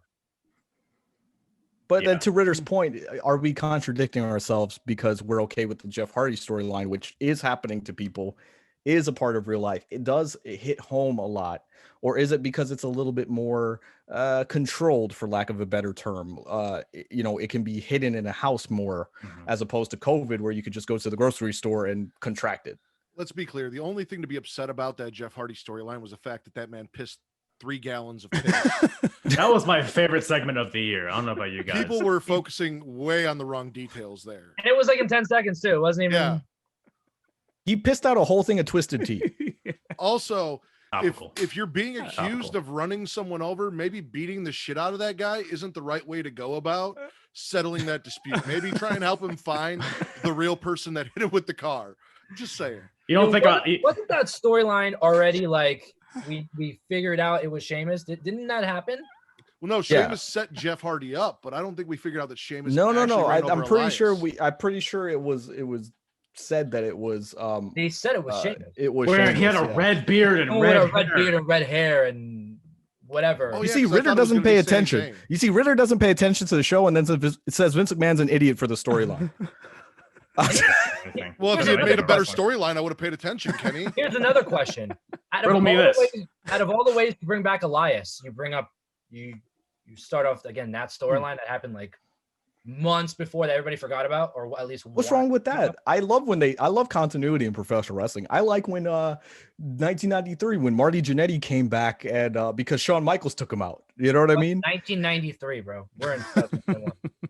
Were you even born then, Joey? I was born that year. Wow, See? that's awesome. Look at these babies. Wow. Were The you born worst in a thing that barbershop happened in window? 1993. I was also born in '93, so Wow. no one rethink that. Wow. Look at that. Wow. So maybe Look at the 1993 swag. rivals 93 2020 for swag. worst year in history. Since we're talking Yeah. 2020, let's Become talk best about friends. Marty Jannetty confessing to fucking murder. No, Yes. it wasn't murder. Was Allegedly. that in 2020? Yeah, Oh, yes. Oh, look that at shit this. happened this year. I'm very He's overwhelmed. diddled by a strange man. multiple. I remember murders. I remember Brandon reading it. I had to go. It was in the first time I had to take him to the back and finish him or something. I was like, wait, what? And then What? tried to say it was a wrestling angle I was trying to shoot, brother. What? I need you to rewind that entire sentence back from you finishing Brandon in the back and then him shooting. That's what I heard. Because Hey, I'm very confused. What's going on? I was, you So were was talking Brandon. about how, alcoholism is, it's a disease, and so is gambling. Yeah. Like you gambling with Brandon coming over during this pandemic. So Yes. we're all praying for you. But no, again, you took him in the back and finished him. yes. And then he shot. Then he shot. Then he At shot. incredible Were you? Brothers. Was he reading He Marty shot? Jannetty tweet while you were finishing him? Is this Yes. a thing So you guys Brandon, do? How is this not how a do you video? think I get him to come on this show? Dude, No, literally. How Pornhub, do you think I get him all to in there. come on this show? Just text him Marty Jannetty tweets. A tattoo in the background, and you got Yeah, little Halfway tattoo there. out in the Anyone got that? background. I think that went over everyone's head. all the things she Come said. Come I on got the it. show. You got it. Thank Believe you, me. Joey. I got it, Kenny. Can you explain it The to me? I'm herpes? very stupid. I got that from Herpes. Kyle though. You know, it's funny seeing Yeah. Brandon laugh and then the two girls behind him laughing at the same time. Yes, they're loving it, bro. The Girls. ladies love Everyone looks so happy. But That's let's the go most back women to- that have laughed at anything I've ever said at one time. it. Can we go back to Double or oh, Nothing? Because I want to talk about a criticism here. Wait, we're talking about wrestling? So, yeah, we're talking about professional wrestling, believe it or not. Was I the only one that thought that Double or Nothing? Was it Double or Nothing, Brandon? That I said was like might have been their worst pay per view. Oh the yeah, history you, of the you weren't company? you weren't a fan. Yeah, you weren't. You were Was hating. not happy with it. And I No, won't mention wasn't who, either. but some famous people in the wrestling business were in the crowd there for the first time. And I was texting and going, and I'm like, "This is your first show. How do you feel?" And they literally were like, "We're never fucking coming back." Mm. What was Double or Nothing? Because- I don't even remember what was on that card. That was where Nothing. Matt Hardy got that concussion. Yeah. Was that not all Every in? match, man. Every match had something. No, All In was August. A Double or Nothing was May. So I'm pretty sure this was the May pay per view. Don't quote me on this. I think the oh. August pay per view was the bad one. I think it was Was it? August because Yeah. Hardy got hurt and he was gone for like a month. I'm Wasn't gonna that Google long. it. Wasn't I'm Double or gonna Nothing the Google one it. that had the Stadium Stampede? Yes. I think it was. Okay, was. yeah, you're right. No, you're correct. So it was All In. You see, 20. The problem is 2020 is All just in. all wrapped up together. Yeah, it all It's blends. not an AEW. I agree with issue, that. It's a Because 2020 issue, AEW 100%. was so great. It was so good in 2020, but no, everyone is correct. It was All In. And All In it was just I'm looking at the card right now, and it was I the remember first watching half. it. It wasn't good. It What was the main event? was Mox and MJF. Okay, That was now- it was a fine match, but like the pay per view just. By the seemed way, to drag. were we saying All In this whole Yeah, time? it's It was all out. All out. Yeah. By the way, All In was the first. All In one. was the first one. Wow. Fucking wrestling podcast people, guys. This is what you're tuning in for. People who are experts in professional wrestling. But I'm just this trying is to figure also a out really good how- point, though, because think about it, like what we were talking about before with WWE and AEW. You know, we are all people who have wrestling podcasts. This is what we cover, and we are like confused right now, and that's due to AEW. You know, Right. I mean, I have a hard time keeping track of the months, so that's You have a my hard time problem. keeping track Yeah. of a lot of stuff. I feel like so. It's just par for the look at his course. background. Everyone's laughing. Brandon, what day is it today? Who's president? Oh wait, I think no, Trump is still president. Yeah, Yeah, that's that's right. impressive. I was That's impressed. right. Yeah, yeah. Brandon, do you have your license? Stop the steal. I think I got a license somewhere in here. All right. I think get around here. Allegedly. Yeah. It might take a while with all those pockets on his shirt. Well, what kind of cargo are you carrying there, B This Dog? is not the green shirt. Look at that. Look at this guy. Why do you have it on you? I don't even know where my license is. I don't Oh, drive man. anywhere anymore. Dude, why do you have it on you like that? It was in my pocket, because I just Wait, got whoa. Kenny specifically said, take your pants off and get on the podcast. Why are you wearing pants? Hey, Yes, boxers true. can have pockets. Boxers Yeah, don't I have did call him and pockets. said- We need to be able to see his face. It's going to cover the camera. Joey, if Yeah. your boxers have pockets, I need to see them. They don't. immediately. Oh, I promise they But don't. going back to it, guys, because believe it or not, we're nearing like the 2-hour mark. Believe it or not, we're at about an hour and a half. I lied. An hour and a half Great right now. math, guys. So 1 hour mark was great. yeah. So AEW All Out. It was All Out. I understand why it happened. We all complained that Big Swole versus Britt Baker, which by the way was basically a cinematic match to Kyle's point, in the tooth and nail match in her office, was supposed to be on the buy-in. Now, because of the bad press, because of the fan perception, they moved it to the main card. The problem, I feel, to me, started the event off wrong. They put it on as the first match. You do not put a cinematic match on first because yeah, exactly. The next match was, I think, was Jurassic Express versus Young Bucks. Yep. And it was like, how do you not put that match on first? Because that match is definitely the match. As soon as that guitar riff hits for the Young Bucks, the whole place is going to come unglued. And it wasn't a last call to do that either. It was promoted like a day before. Right. They changed it. And then again, do not start a pay-per-view cold. My opinion. I was confused I think about that match too. It was the most confusing match. I didn't know because there was no rules. They didn't elaborate on any rules. Like, how do you win that match? It was like a tooth extraction or something. It was good. Don't get me wrong. I think it was good. But I think it should have been a little bit later to cool the fans off after a hot match. I agree. Simple as that. And then the Matt Hardy incident where the match got stopped. Then all of a sudden he started up again. And it was like, that was confusing. Yeah. And then was it Matt Sydal debuting and then falling? Yeah. And then that, so it was just like one thing after another that just felt wrong about that pay-per-view. It But felt Ritter, very like forced. yes, it did. It felt like they were spinning wheels at a certain point. I feel like at the beginning, it messed them up and it just trickled down to the main. Like Ritter in bed. He didn't get start off correctly. And then no. You missed it. Peter's out. Start off hot, peter out, and then finish strong. Okay, so Ritter gets it right. He doesn't start off with the cinematic match. No, I'm like a WWE pay-per-view. I was just gonna say that was, yeah. Now, what is it that you have if you like dribble out? What? Serious, Brandon. Brandon, that's a question for your doctor. Oh, not your dentist. Right. Please. No. I don't like how eager he was to ask that because it was like on his mind. me neither. Are open. I know that. So okay. Now, no, actually, let's no, fast he's forward. right. Please DM Britt Baker right now and ask her what it is you have if it dribbles out.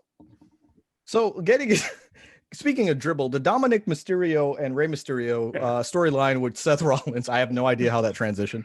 That was a great. That storyline throughout the whole summer. Was I the only one that was actually a fan of that storyline or what? I loved it. Wait, who's Dominic Mysterio? Is there anything you don't like with black people, Brandon? I'm very confused here. Seriously. You know what I really liked about the story? I loved the love story between his daughter and Billy Murphy. That was really good. Yeah, I was completely wrong on that. By Billy the way, Murphy. The one thing I was. He calls him. He calls him Billy Murphy. Billy Murphy. Got it. Okay. That was a great love angle. Was Cedric the Alexander there? Cedric the Alexander. That makes sense. But we'd be remiss if we don't talk about Rey Mysterio losing his eye during that feud. To announce that he is functioning properly now. It is back. Right. It was only subluxation. It wasn't a full removal. Right. It wasn't a full removal. Orbital guys. It was still subluxation. attached. Exactly. And we thought that was the most ridiculous thing WWE was going to do this year, up until the Fiend got burned freaking alive. It's something to say that it was like what December when that happened. No. And everybody's watching this, and then we're like, yeah, sounds about right. That's how you end a pay-per-view. They literally or figuratively basically killed off all of my favorite male superstars this year. because that Rey Mysterio, Buddy Murphy, Billy Murphy. Seth Rollins story destroyed the career of Aleister Black to the point to where they don't even know what show he's on anymore. Mhm. They completely forgot about him. Going They to thought he Ryan was on Black, Raw. Tier 1 SmackDown superstar. Yeah. And Oh, then yeah. they burned the Fiend alive on TV. So yeah, no, literally or figuratively. You know, just killed let's go back. I think we missed something really major Oh, in February when the Fiend fucking lost to Goldberg. No, that didn't Super happen. Showdown. We That didn't miss happen. anything. We're not going to talk about That that. didn't happen. Wait, what? That was non-canon. Dude, that's how I actually treated Super Wasn't Showdown. I was American like, Soil. It didn't happen. wow. Look at that. You hear this guy? Got Trump Jr. over here saying it. If it did happen on Profile here, but if it did happen on American soil, it never happened. Well, you didn't like Undertaker winning the fucking Albuquerque tournament title or whatever. It was called? The Albuquerque tournament. What was it called? a trophy and just walked away and didn't take it. I don't understand. Hey, I actually am longest happy reigning that champion. segment happened because I'm like, obviously hindsight being 2020, we didn't actually get AJ Styles versus Undertaker in a match. At least we got to see them in the ring, and like AJ Styles got to take a bump from the Undertaker. Like I was like, okay, cool. Like that was like their one match, and then they had a cinematic match. This is the same show that they released Ricochet, right? Is that the same show? Brock Lesnar like pretty much just ate him there. When he That was basically very made him a strange. skid mark on the ring after the match. That was a weird Yeah. move. Ricochet has not That been the was same ever since he switched to shorts. And literally that was the first match he wore the shorts. Yeah, yes. Good eye, Kenny. Too No, much Ricochet. glutes, no push. Yeah. Ricochet enjoys a bit of the glute play. Oh, sweet mother of God. Yeah. How do Well, you we're at know that? We're at that portion of the show, guys. Wasn't that? No, I thought that was a major thing of the year, right? No, or did that happen? a few No, years- I mean it did, but why are we talking about Ricochet's leaks, please? For the Okay. love of God. Yeah. Brandon, I'm gonna leak your phone if you don't stop. Okay. Then again, I might send you to jail for a while there. Someone in the But chat, Goldberg winning caused the world to stop. I think so. I think so. I Yeah. think once Goldberg won the Universal title and once Shayna Baszler bit Becky Lynch, I think it was all downhill from there. What a weird Maybe time. Becky was the one. Shayna was the one who spread the. Who knows? Right. That And was she then- was the fucking bat. That's the origin of that's the monkey fucking a person origin of COVID. Is that how AIDS started? I haven't researched it. I'm just excited for Monday Night Raw, Legends Night. We've never seen that before. Carlito. Boogeyman on Raw, guys. Ratings. Boogeyman. Yes. that? Hey, you know, guys, Yeah. Let's try. We got a couple more a lot of points that I actually want to make. So let's start like wrapping this thing up. I just briefly will say Dominic Mysterio. The whole point of bringing him up, I think he had a hell of a career in 2020. Where'd he I think go? He stepped up to the plate. I don't know what the hell's going on with them now, Never came back. but yeah, but he stepped up to the plate big time, especially when his dad got injured and they started slotting him into matches after the fact. So kudos to him, man. He's got a hell of a future in the wrestling business. It's hard Killer, to come back from your mommy and daddy walking you to the bus stop every week. Exactly. I know that meme with the backpack. But again, just because there's so much major topics, you said can't forget about Cross. We'll skip Karrion Cross. He had a really good rise, but he did get injured. Just because I have some major points. The rise of Drew McIntyre in 2020, and I don't think any other champion could have carried us through the COVID era because, my opinion. He said it, but this is my opinion. He knows what it's like to get kicked when he's down, and be given like. Think about the fact that he was supposed to have this big WrestleMania moment, and then it happens in a close set with like 4 people in the whole stadium, like a camera guy, maybe more than 4, but a couple camera guys, the announcers, and the 2 guys in the ring and the referee. Like, that's crazy to go from 80,000 screaming people. I would have been one of them. Brandon would have been sleeping. It would have been great. To this moment where, he says he broke the 4th wall. And at WrestleMania, he looked at the camera and he said, thank you. And he said if he felt it was the right thing to do, and it absolutely was. He thought it was going to get cut in post, but they kept it. I think just having the wherewithal to do stuff like that, that's why Drew McIntyre was the right guy. And maybe that's why we got it the way we did, because, you know, hypothetically, I don't know, The Fiend was champion still. Let's just say The Fiend, right? Just for all shits and giggles. As good as Bray Wyatt is, would he have been that guy to make us feel hopeful, to make it, you know what I mean? Like, no. But Drew McIntyre gave us like that, like hope of that like strong guy that's been kicked down, but he overcomes adversity, things like that. What the fuck are you going to say, Ritter? I wasn't going to disagree with you. I agree with you on the point of Drew McIntyre, and I think a lot of people were very unfair to Drew McIntyre this year and saying, you know, his run was boring and this and that, and take the belt off him. I saw a lot of that on Twitter, but I will say the Fiend would have entertained us. He may not have been the guy to give us hope, but he definitely would have entertained us as champion. But no, Drew was fantastic. Drew, JR called it, said Drew would be champion by this WrestleMania. He did it. He took it, and he's really done everything he could as champion to make himself feel like that top level guy, the guy. Right. And I was actually discussing this with Brandon of like, he gives me that feel, that Rock, that Austin, Triple H, you know, Undertaker, Shawn Michaels. He gives me that feel, right? That like I get erect, you know, thinking of Drew McIntyre. But Drew McIntyre really seems like that megastar, right? Like we've been missing. Okay. The only other guy that fits that mold. Go ahead, Ritter. You want to make a joke there? No. What you got for us? I'm sorry. You were talking about looking like a superstar, and I was just looking at Kyle. Oh, I was gonna undo buttons. Podcast, I forgot. oh yes, Kyle. Get some I just want to know, how is the clearance aisle at the Baby Gap? wow, Very good. bro. Very empty. He is Very empty these hating. days. No. He's very early 90s rock right now. So I'm going for him. Very Kurt Cobain. He looks like if Mario Mike Lopez. Shinoda got run over by a bus. Who the fuck is that? How old are you? Wow. Lincoln Park, Mike Shinoda. Yeah. I don't know. Couldn't tell you. I can't be mad or sad about that. That was one Linkin Park singer away from being a really dark joke. Horrible. He looks like Dog the Bounty Hunter's ass. Is that bad? I don't know. I was just like, it's the most random thing that came to my mind. I just realized Oh, that Drew fucked up about McIntyre. his ass. Speaking of ass, Drew McIntyre. Getting back to Drew McIntyre, you were saying, Joey. Drew McIntyre, the reason why, besides the fact that everyone knows his story from way back when, the reason why he is so popular right now is because his push, if you want to use that terminology, was organic. This guy was in a rivalry, sort of say, December, January with Randy Orton, where Randy Orton was the face.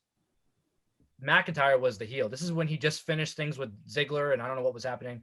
And he was getting cheered by the crowd. Like, this was... They wanted it, yeah. They wanted it. And from there, it was just a gradual... It wasn't like Randy Orton comes out one night, RKOs someone, now he's a heel. It was like a gradual... I don't know, thing with the way he spoke to the crowd, McIntyre. Right. That's when he started the 3-2-1 Claymore thing. They took the chains off. It took the yeah, exactly. They let him be himself, and I think that's a representation. It was an organic face turn, and that guy is so strong right now that I don't think whoever wins the Royal Rumble, and if they choose him, I don't think the title comes off of him just yet. Yeah, I agree. And I was convinced.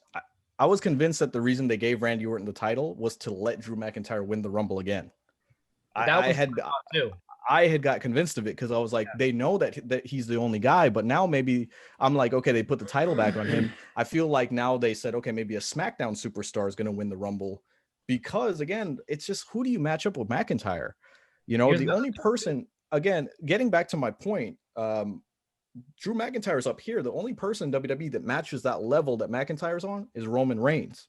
So let's get into Roman Reigns right now, because did we all just like switch up? What just happened there? You just switched with Ritter. I don't know what happened. Wait, we just switched positions. Hold on. Was the sex getting boring? Oh, okay. Here we go. I'm tired. I don't know who it was, but we don't have to talk about that. I can explain to you what happened. I was waiting my turn, and there's a little button over here in the chat that says raise hand. So I raised my hand. Oh, we're raising hands now. It swapped for you guys. It didn't swap. We were swapping spit. Is this an Impact Media call? I don't even. Click the. I might get wanted heat to for let you- saying I it. wanted to let Save you the best for finish. last, huh? Oh my God! Don't even go there. Inside joke. But I go on. wanted to let you finish. You always want me to finish. I Okay. noticed that. Brandon said. What I was gonna What? say was, oh no, go ahead. Yeah. Sorry. No, you go ahead. Go. Are you guys confident that Drew McIntyre will be champion going into WrestleMania and it won't be The Miz? Good point. Because I can, but I would say yes, I'm confident only because it's like, how do you have McIntyre lose twice? Because he lost it to Orton, and then if he loses it again in the Money in the Bank situations, like what can you really do with him? I don't know. Who knows though? Honestly, How do you make the Miz the biggest heel in the company again? you give him the title off of Drew McIntyre. No. You split Miz and Morrison first of all.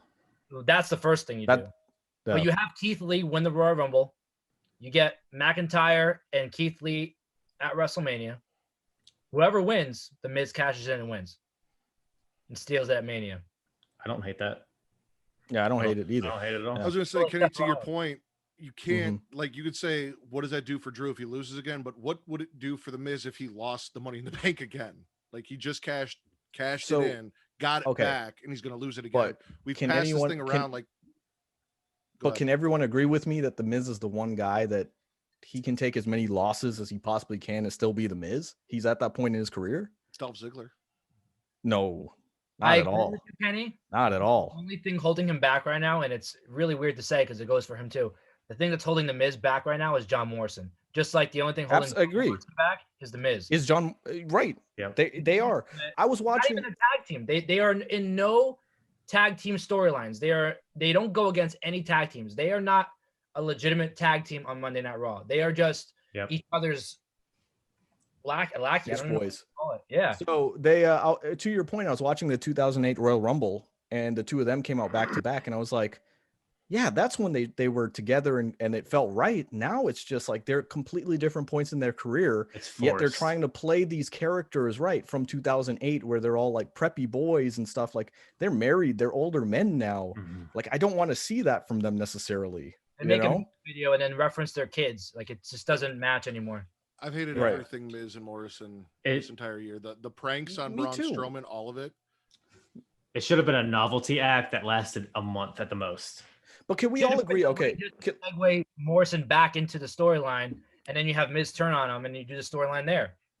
And but then they're can we both all agree? elevated. Can we all agree? Okay, so that people know we're not burying these guys.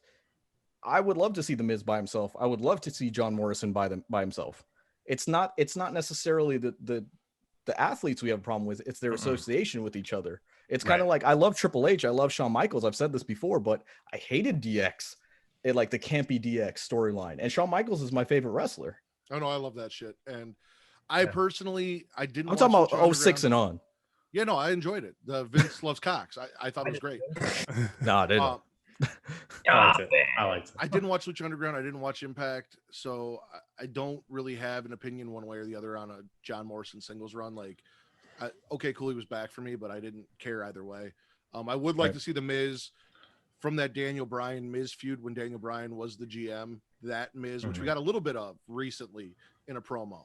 I'd like to see that singles run Miz, but Agreed. I agree Smack completely. Miz. But going back to it, because I tried to segue us, but everybody still wanted to blow their load on the Miz and Morrison. Roman Reigns coming back in August. So just to recap with everybody here, supposed to face Goldberg at WrestleMania, did not happen due to his former leukemia diagnosis. Felt it irresponsible to be at that WrestleMania, especially after a couple people came down with COVID. So he ended up missing that Mania, staying away from everything, getting a couple nice veneers put in, Beautiful. coming back in August. And I remember arguing with people at the end of SummerSlam when he came back in that Fiend versus Braun Strowman match and did what he did, destroyed everybody, showed up in what's the shirt? wreck everyone and Show up leave. and wreck everyone, or Yeah. so he does that.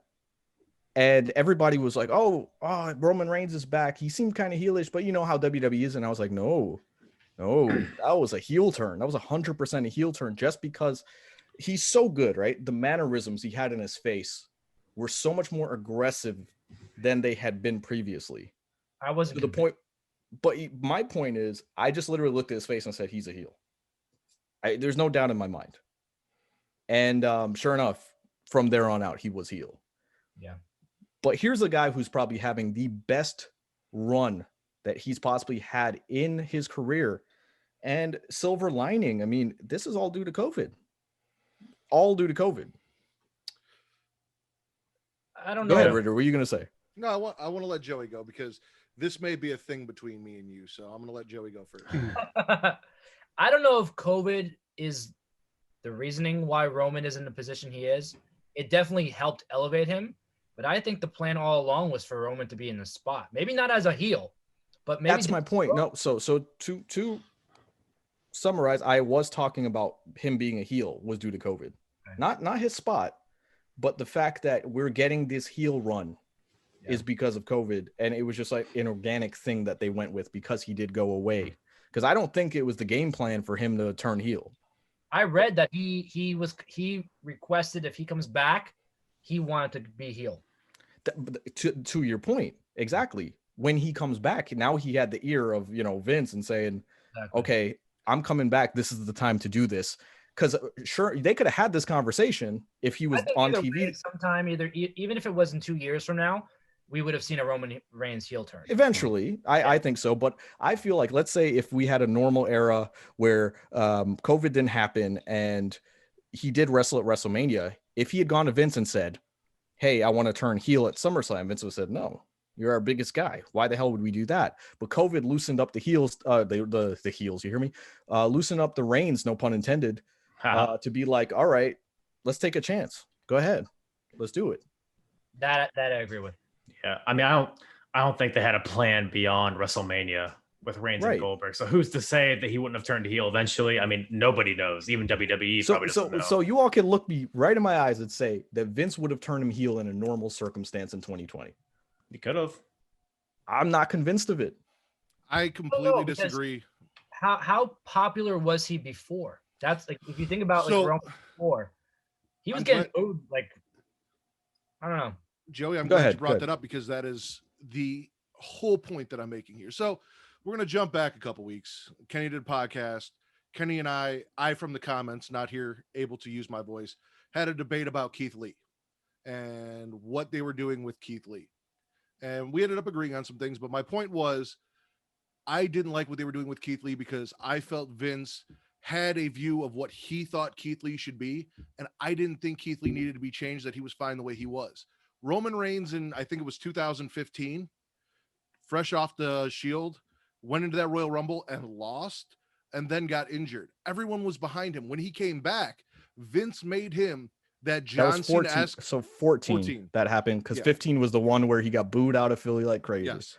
So, and that's my point. Vince tried to make him into that top babyface, that next John Cena that all the kids are going to love, and people fucking hated it. But it's what Vince thought was right because that's how Vince saw Roman.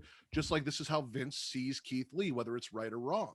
Now you give us the Roman Reigns that we had coming out of the Shield, who was quiet, who was aggressive, who was angry, the guy that we wanted to root for in 2014.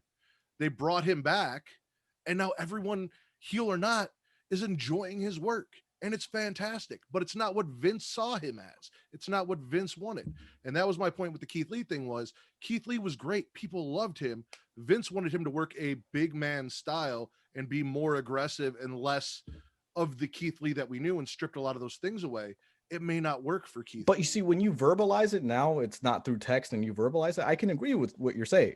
I can agree with what you're saying here. But to your point, you actually said something that is kind of exactly what I'm saying.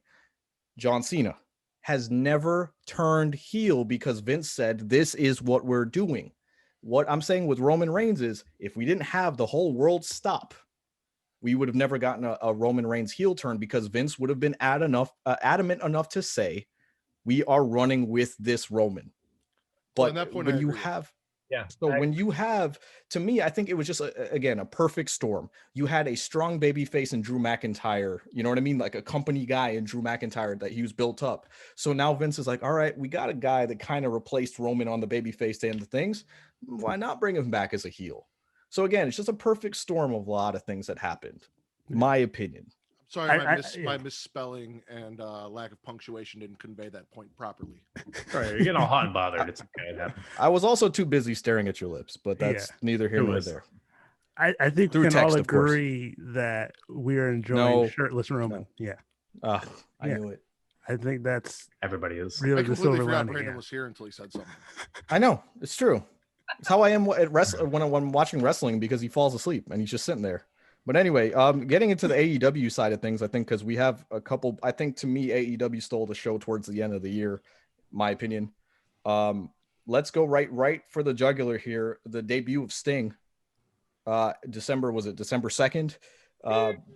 Who saw that coming? I know there were rumors of Sting going to AEW and his merchandise being taken off of WWE shop and things like that, but I don't think anybody in their right mind tuned into that episode and said, you know what, tonight's the night Sting's debuting. No, it was definitely a thing that was like kind of passively in the background of some people's minds.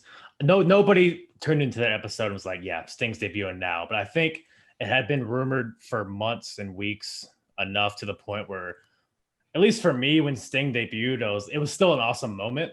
But it was like, okay, yeah, he's an AEW. It didn't seem like as like crazy as it probably could have been had those rumors not been out. I disagree. I disagree, because I was shocked. I was And there were so many things that were happening that could have went to that. Like months ago, Jericho coming out with the bat. People were like, "Oh, Sting's coming." There were hints. That was during the summer. Darby- Jericho was out with the bat. So Darby Allin being in the stands. You And know, then- there were little things. Yeah. and it's like, oh, maybe he's not coming. And then right when it left our minds, it's Sting. That's kind of what I'm getting at. It's like they did things, and then it was like almost like, were we reading into stuff too much here? Because we saw these things and they didn't actually happen. Darby going up in the stands, things that are reminiscent of Sting, and then sure enough, he just shows up. And that was the moment that I said, oh, AEW's not playing around. And then Shaq shows up that same night. Again, we'd be remiss to not talk about this moment, is the moment that Kenny Omega turned heel. Who saw this one coming too? It was like the way they built that was perfect to me, because they had Don Callis there for a couple weeks, almost doing like a guest commentary spot. So you weren't all of a sudden like, why is Don Callis there? You almost had gotten used to him being on commentary. And then all of a sudden they pulled a trigger on a Kenny Omega heel turn. And then he says, see you on Tuesday. That was the biggest shock of that was even shocker. Thing. I feel like the Kenny Omega heel turn had been telegraphed from the point that they lost those tag titles. So I really felt like they were going with Kenny Omega as a heel. Yeah. And for whatever reason, they decided to change directions and go with Hangman as the heel, and then change directions after they lost tag team titles and switch that over for whatever reason. That was definitely telegraphed. I will say this: Sting was great. We're not going to talk about that awkward joke / story I told the chat about Kenny that got no response whatsoever. We'll avoid. Go for it. I don't even know what you're talking about. So remember, I was listening to your podcast. Please tell it again. You were talking about how you were decorating the Christmas tree with your daughter, and you saw the Sting thing, and you ran in the room and turned it on right away because Sting is a draw. Sting is a draw, and you were really pushing that home. And I said in my head, when you told that story, I envisioned like Looney Tunes, where you ran away and your daughter was just like hanging in the air with an "oh shit" sign. And like everyone sold me in the chat now. Yeah, everybody turned on Ritter like right then and there. Kyle left. He said, "Fuck this, I'm not doing this again." Yeah, look, Kyle's gone. But no, AEW I think has hit the nail on the head with what they're doing now. A lot of people, I think they're like, oh, why are they bringing in celebrities and doing stuff? And I'm like, aren't they supposed to grow the audience? How do you grow the audience? Bring in people that people know. So I mean, I don't see I don't have a problem with what they're doing. I think AEW's, for the most part, again, obviously there's stuff to critique is my point, but I think in terms of growing the company, I think they're hitting it out of the park. So I think the biggest thing here, like what we're talking about right now with AEW in a sense versus WWE, AEW, I feel like is very much in tune with their audience. So they see, oh, the fans are talking about this online. Well, maybe we should play into it. You know, maybe that's where that turn came from, where Adam Page and Kenny Omega. Yeah, I agree. You know, they're very much in tune with their social audience. Yes. So, and to me, WWE is not necessarily like that. WWE is like Vince is going to do what he wants to do, and you know that's. kind of it. So to Ritter's point, I know he said it was telegraphed, but that's where I feel like they did a good job, because to me it was like it wasn't telegraphed as much as they were giving like teases of like, oh, this person's going, this is happening, and then it kind of went, okay, it's not happening, because they keep teasing it and it's not happening, so it'll never happen. So when they finally did pull the trigger, it was like, holy shit, I didn't see that coming, Yeah, but because I here's- thought that it had gotten stale almost. You Here's thought the they were biggest Sasha also- Bailing you. Sasha bailing me, correct. Hmm. Which we'd be remiss to just, we don't have a lot of time, but I will say Sasha Bailey, I think, don't get enough credit for their run in 2020, because they dominated they will all in a few 3 years. shows. They They will get that dominated, credit in yeah. a few years when other people are doing the exact same storyline, and you look back to 2020 when Mhm. Sasha Bailey did it. It's Yeah, gonna be like those things how we talked about WrestleMania that last year, like, oh, that Yes. happened, and that was the first time, and that was really freaking good, you know? It had no business being as good as it was, and that's what I'm saying. Especially with no crowd, no this, no that. They did an amazing job, and I don't think wrestling community gives them a lot of credit for that. Especially Hollis in the chat. She's gonna go off right now about how much she hates Bailey and Sasha. So I'm gonna throw her under the bus right now. But yeah, getting back to AEW, it's just Kenny, I I have a almost don't question want to. regarding Go ahead, that. yeah. Did you really think, or anybody here, did you think that when that match of Kenny Omega versus John Moxley for the world title, did you think that it would end in a clean finish? No, I didn't even think Kenny Omega was winning. I did. I 100% thought Kenny was winning. I and thought I Kenny did was not winning. think it was clean. Yeah, I didn't. The only way you can take off the title from Moxley, look at the year Moxley's had. This guy choked out Brody. He choked out, I mean, literally everybody. He just dominated the entire year. The only way you take that title off him is with a finish like what we saw, and Kenny Omega was the perfect fit to do it. Yeah, Now- I think they did All it made right. sense.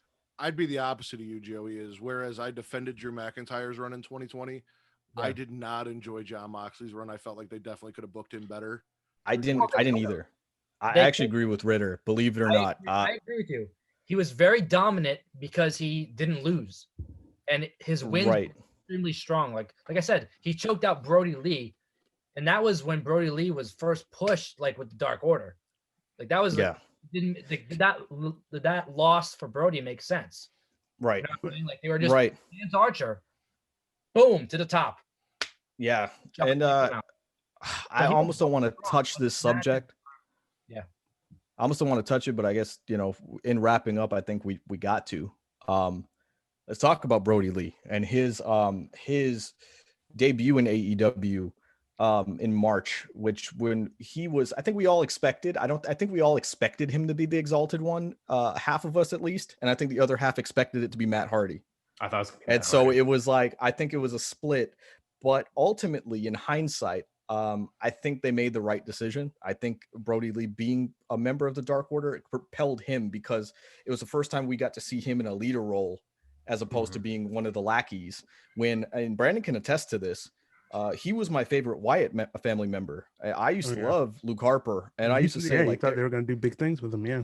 I was like, that's the breakout star of the Wyatt Yeah, family because they are, they don't know that they have a star, but he has it in him. And they never gave him the chance, for whatever reason. Mainly, I said WrestleMania 33, which Brandon and I went to.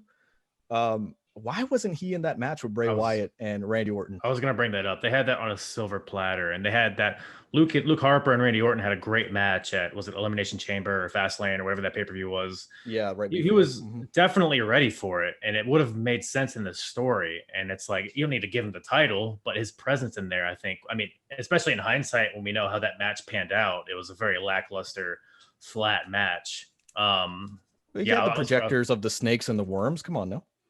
That's a good point. I never really thought of it that way, but yeah, it's a good point. I like to see wiggly things on the mat a lot. I know you do. Wasn't there some sort of match where it was a battle royal and it was a draw between Luke Harper and somebody else, and the winner was getting the title shot?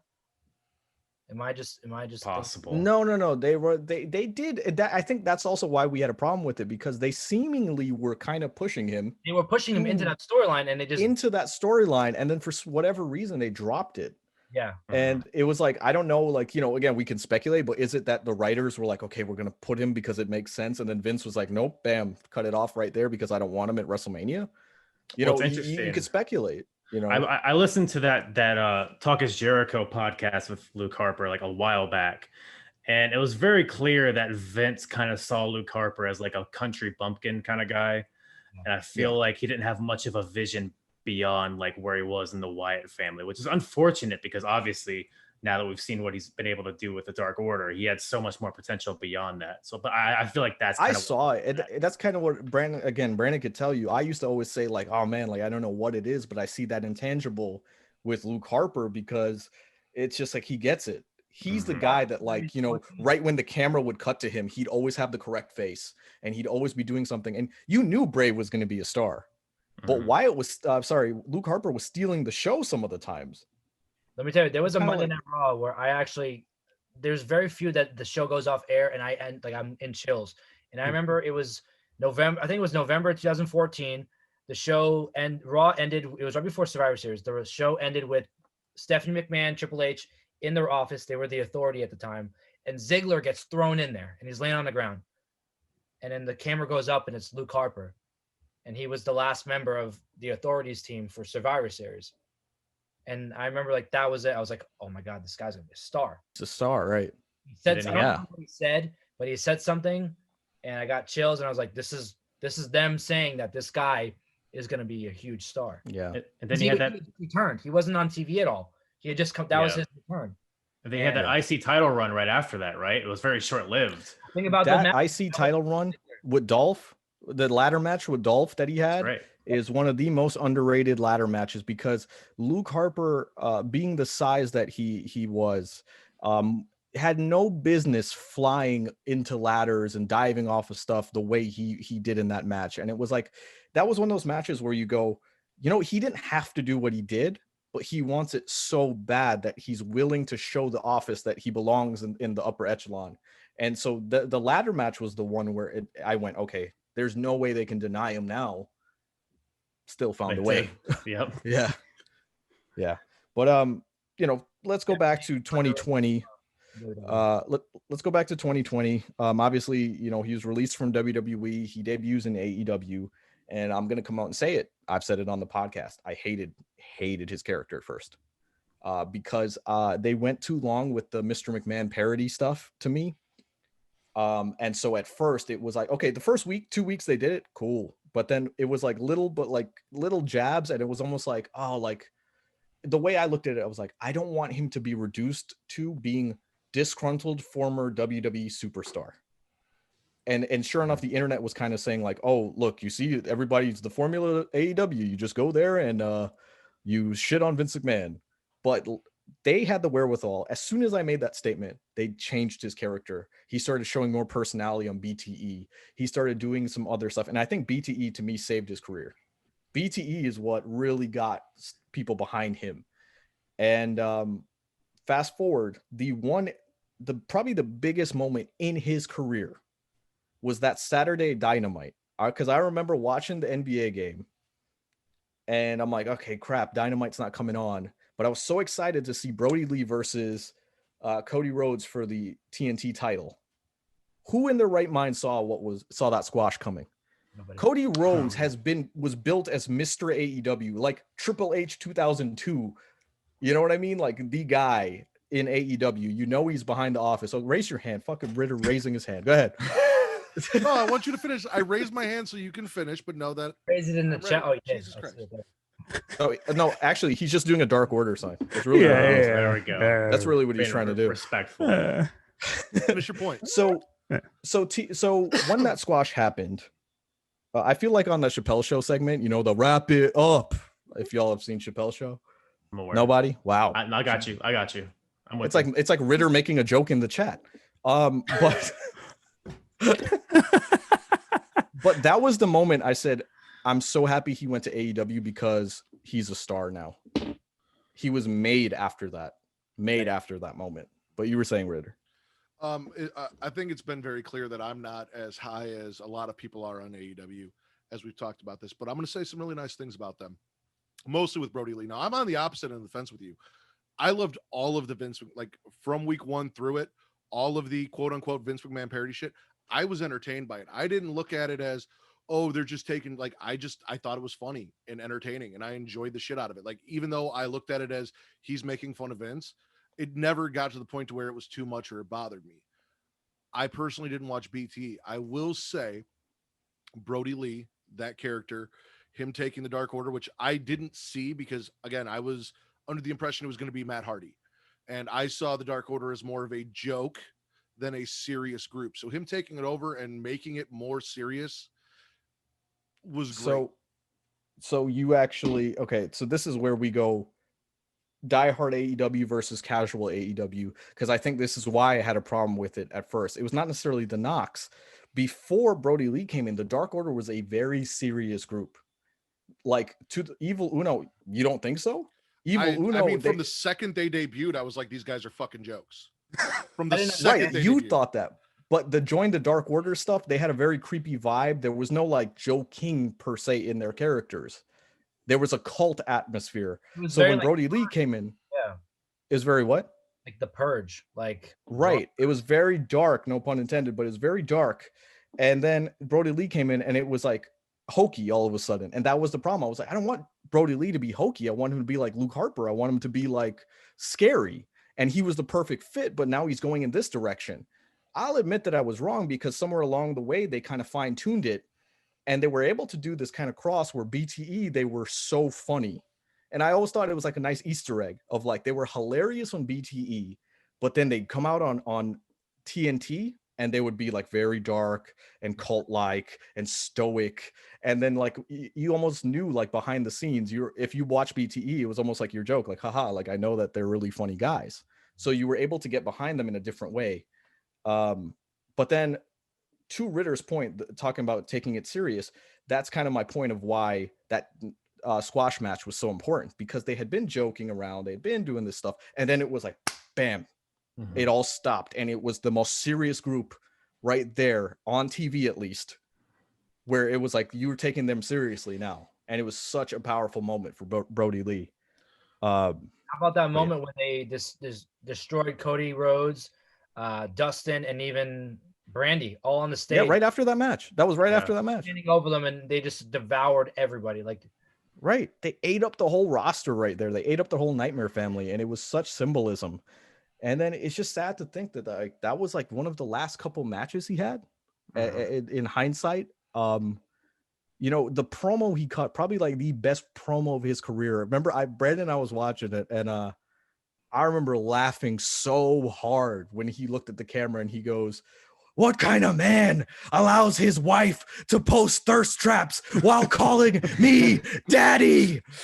And I lost my shit because it was like, what? How can a man cut such a ridiculous promo yet seem so serious while saying it at the same time? He was so good, and that was like sad. But I literally was like, oh, now I see it. Like I see AEW is gonna start pushing him, and that was the promo before his last match. You know, the amazing dog collar match he had, and I, in hindsight, I'm actually really pissed off at myself because I remember I had some stuff going on in my personal life. And so I was watching that AEW Dynamite and I was kind of like on my phone and not paying attention to it. And in hindsight, like if I had known what was going to happen, I would like have tuned in and just drunk that moment in, you know, and really absorbed it. So it was a good last match to go out on. it was great last match to go on. Yeah. You know, and it's not just, you know, that being his last match is one thing, but it was a fantastic match. Like it was probably one of my favorite matches from him, at least in AEW. So for that to be his last match, you know, I literally told people, I was like, you know, I don't think any of us have felt this way since Eddie Guerrero. And a lot of people are like, oh, you comparing him to Eddie Guerrero? And I'm like, how do you not? Eddie died in his prime. Luke Harper died in his prime. It's not to compare them as superstars and compare their styles and who was better. It's literally like he died in his prime. He died when, you know, we knew he was up next in line to be challenging for an AEW title because he had segments holding up the AEW title, just like how Eddie died when he was supposed to win the World Heavyweight title people have gone on record saying Eddie was supposed to win the world heavyweight title because Batista was supposed to have surgery. Batista put it off another couple months because of Eddie's passing. Right. Mm-hmm. So again, Luke Harper, I think, would have been hotshotted eventually into a main storyline. I mean, for all we know, hey, maybe they'd have paired his ass up with Sting. You know what I mean? Like that would have been a very intriguing match. And it's just sad. It's like, I remember thinking like, it'd be one thing if I was like, oh, his career ended, but it's like his life ended. You know, he's one of those superstars who are very versatile in the sense where they are a bit. He was a bigger superstar, but you can put him in the ring with Jungle Boy, for example, and they'll put on a banger of a match. Yeah, Not a David versus Goliath. It's just a wrestling match. You know what I mean? He was able to just adapt so quickly in any match. And that's why I didn't understand. Even in WWE, everything was just he adapted. Absolutely. But that's why I didn't understand why Vince didn't like him, because I was like, that's a versatile big man. Like, what's there not to like about him? Vince hates the South. That's Yeah. You might be joking, Riddler, but Oh, I'm that's not. literally I'm dead like serious. It's legit. He gave JR shit because JR had a Southern accent. He didn't like JR's Southern accent. It was too Southern. he didn't want Vince Tony doesn't Schiavone like the for that South. same So if he reason. looked at Luke Harper as a country bumpkin, he didn't see value Yep. in him as a top guy. He You saw him didn't in see jeans and a wife beater, and he was like, "Yep, that's the guy. That's who he is. He's the How many- henchman." How many championships did Hillbilly Jim hold? No, I mean, physically, he probably held everybody's titles because he probably brought in everyone's bags. Mhm. But that's boy. another story. That's another story for another day. But getting back to Brody Lee again, I hate to bring it, down. But obviously Good to talk this has about. been I want to hear this. what's that? I think this is a really good topic to talk about because I think a lot of people they don't know what to feel right now. Yeah. And you're hearing stories from the different superstars, all across the world. It's just one of those things where you don't realize it until it's gone, and it's shitty to say, but he was a wrestling treasure. Yeah, and I actually just recently watched that AEW episode, and JR compared Brody Lee to Owen Hart and Eddie Guerrero in that he's a guy that like nobody has anything bad to say about him. And I think he's also comparable in the sense that like Brody Lee had such a breadth in wrestling. Like he wrestled in WWE, AEW, he wrestled in Japan, he wrestled in the Indies, like up in the Northeast in America. Like he touched so many people's lives. And I think that's like kind of been represented in this past week with like how like every wrestler around the world has had like nothing but good things to say about him. When was the last time you saw any wrestling company retweet another wrestling company or their super? Yeah, absolutely.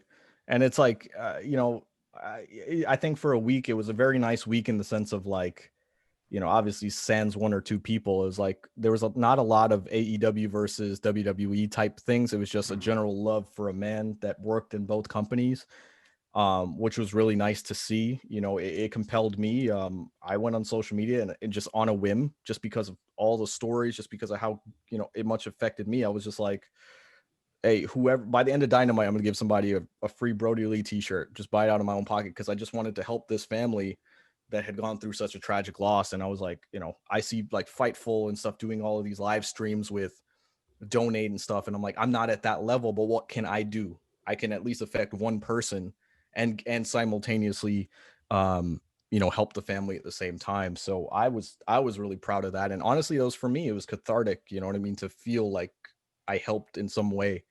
But I know my social media didn't show it. I personally did not watch the Brody Lee tribute show live. I almost couldn't. I saw the stuff on social media, but it was still like kind of affected. And believe it or not, I came home midnight after New Year's at my parents' house, and I stayed up till 5 a.m. Watching the AEW Dynamite show. It was the first thing I did this year. Because I almost like, the problem was, I think my sisters were over, I had family around. It was like I almost needed to see that episode alone in a dark room by myself, and I didn't want anyone to interrupt that, Brandon. No, never. But Dark room. But yeah, so it was, I finally got around to it, and like Joey said, it was just nothing but good things to say about the guy. And I felt so stupid being like affected as a fan. But then I had someone tell me like, no, he had an impact on your life. That's all that matters, no matter who he is. You know, I mean, even Ritter. Ask Ritter literally went in my DMs, not in that way, and was like, "You all right, buddy? Because you know you've not been active," kind of thing. He noticed. Because truthfully, I was affected. You know. But anyway, I could tell certain people took it harder than other people, and it affected everyone across the wrestling world. That tribute show was it was beautiful. Like, it was one of the coolest things I've seen in a very long time in wrestling. It was done so well, and it is definitely a highlight as far as the company that AEW said they were going to be, showing who they really are. And I respect the hell out of them for doing that. The way they did it, the very emotional, touching moments, interviews, you know, the way they closed the show with his boots and his son and the title and all of the things they did for this man, because he meant so much to them. It was all very beautiful. And I really have nothing, surprisingly being me, bad to say. Surprisingly. That show, the tribute show, was probably, before I jump into that, you know how we said I was a baby and all that stuff before, in my lifetime at least, I think the most emotional loss or tribute show was Eddie Guerrero. For me. absolutely. He had 2 of them. I mean, that's how bad it was, you know.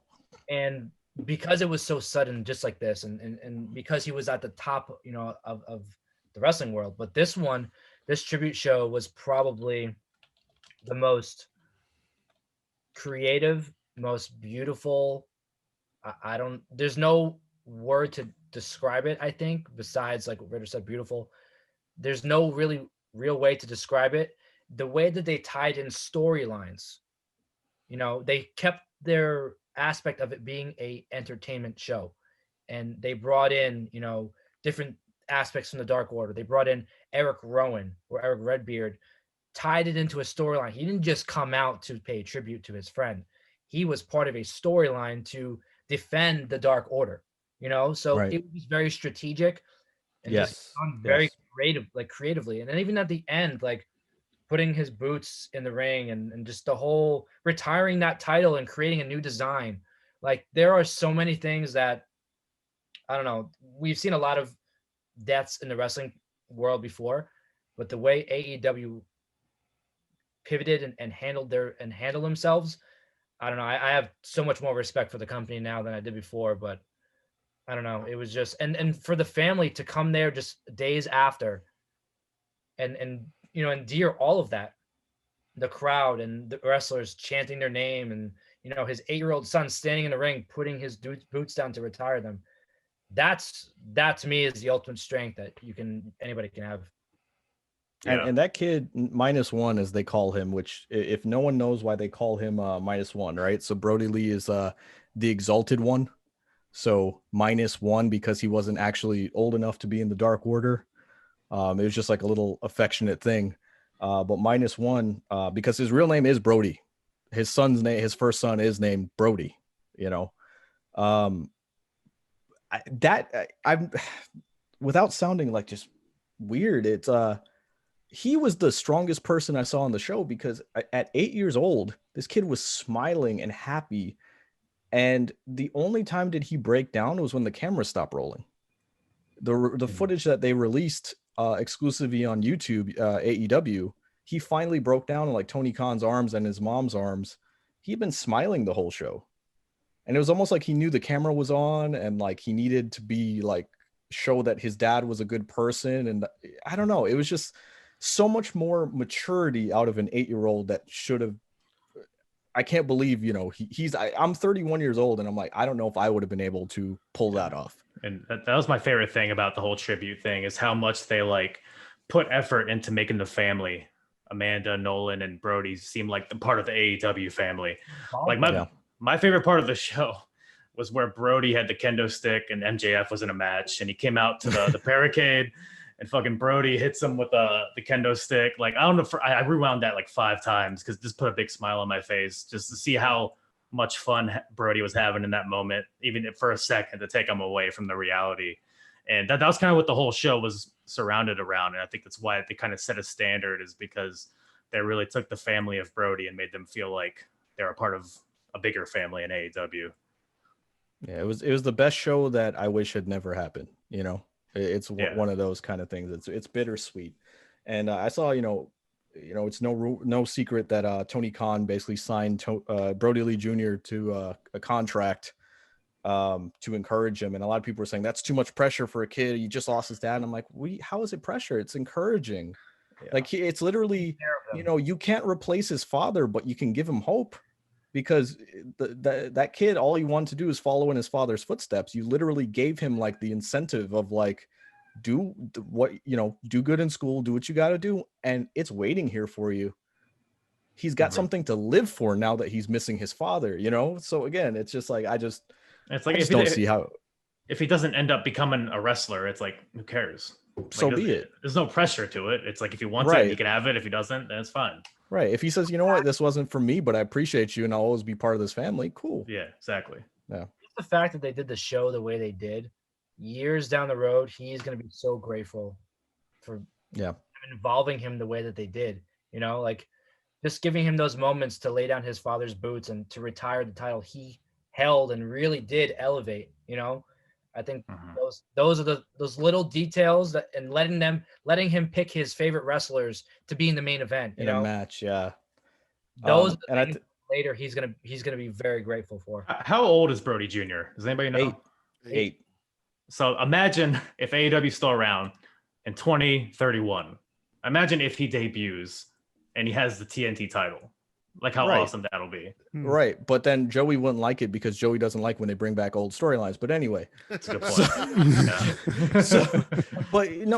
Something. Elias, at least. Right. So something maybe, I know everyone here probably knows it, but people watching right now might not know. AEW Unrestricted that had Brody Lee on his last interview a couple days literally before he passed, I think, or before he went to the hospital, I should say. It was about a month before he passed. Right. He literally said, his son Brody was sleeping with the TNT title, and he was so proud of his dad sleeping with that title in bed, and it was just a fond memory. So of course they gave him the title. They literally gave him the title that his dad held so that he could go sleep in bed with it again and remember his dad always. So forget like even the fact that it was just an honorable thing to do, like, oh, your dad's the best TNT champion. They literally gave him a piece of his father that is going to be something that he's fond. Every time he sleeps with that title, he's going to remember his dad. I didn't think about that. Right, and that to me is why I cried like a baby when they did it, because I cried at the 10 bell salute. Just the whole show was just a sob. Yeah, they could use a new design for that title, anyways. I know that was. Yeah, I was gonna say that was the second time wrestling made me cry this year. When was the first? Well, I know you wanted to end it on that, but I think we'd be remiss, at least I would, if we didn't talk about the fact that The Undertaker retired in 2020, doing a 2020 retrospective. Absolutely. He is my favorite wrestler of all time. He is the reason I fell in love with wrestling. I don't know if you can tell from the shirts and all the shit in the background, but if I stand a wrestler, he would be the closest thing I came to standing a wrestler. And that was actually something that was hard for me, and that I had to take a minute for, was watching someone that I've basically, I was born in 87, so he debuted in 90. I was 3 years old. I've watched my entire life the full evolution of The Undertaker, lay down his boots and retire. I always said 2 things would make me cry in this world because they've been around my whole life. Literally, because I'm born January 19th, 1989. And I said the day The Undertaker retires and the day The Simpsons gets canceled. Because these are literally constants in my life. And I literally grew up watching every stage of The Undertaker and hiding under my bed when I was 3 because of, him. And I was right. Again, it was one of those moments. You can ask Brandon. I didn't invite him over for Survivor Series, not maliciously, but just because I was like, I know what's going to happen and I need this moment. And like, I don't want anybody, I get like that too. Again, a lot of people know him like this positive person, but you know, it would have just taken one comment from Brandon and be like, you see this old guy retiring or something, but shut the fuck up. You know, like literally I would have gotten so offended, you know? And even though in the moment, you know, I'm being sensitive, I'm in my feelings. I'm literally watching a man that has existed in the wrestling world my entire career or my entire life. It's like a part of your retiring. family. Correct. Exactly. Well, so I'm to there that- with you, Ritter. To that I'm point, there. some things people don't know is traditionally for years, I think I'm 33 now. I think I stopped doing it probably about when I met my wife about 6 years ago. When the Undertaker would come out for WrestleMania, I would get down in the Undertaker's pose for his entire entrance. For the entire half hour, I would sit there in his pose as he came out. I pulled that urn from up here. I brought it upstairs for his retirement. I mean, I had a breakdown when he lost to Brock, like a psycho. Same thing with Roman Reigns. I went out in my garage and smashed a baseball bat across my garage floor and broke it. Just completely pissed off, like an insane person. He meant a lot to me. He is the reason I watch wrestling. So that was really, really hard to see happen this year. It needed to happen, and I wish he would have had a crowd for that send off. I almost am happy he didn't have a crowd because no other wrestler, the atmosphere of a silent arena, it wouldn't have fit another wrestler. Because having the Undertaker just go out to like an awkward silence, it just fit the mystique. You know, so there again, it's just maybe looking at it with the glass half full. I was almost like, I know. Yeah. I was like, I know everybody is at home crying. So it's kind of cool that he just gets to drink this in by himself. But like you said, obviously deep down inside, I was like, I wish I was there because, you know, we were there when Brock broke the streak. We were there when Undertaker, that's actually, I don't want to say it irritated me, but it kind of did selfishly because I poured tears when at WrestleMania 33, we were there in person and I was like, I'm here to see the Undertaker retire. Mm-hmm. And then it didn't happen. And then now selfishly, I'm like, oh, we were supposed to see his last match at WrestleMania 36 and we didn't get to see it. I've never seen the Undertaker's entrance live. I've seen him one time. It was the first wrestling show I ever went to. It was a SmackDown and he was the American Badass at the time. So I've actually never gotten to see the Undertaker live do the full entrance.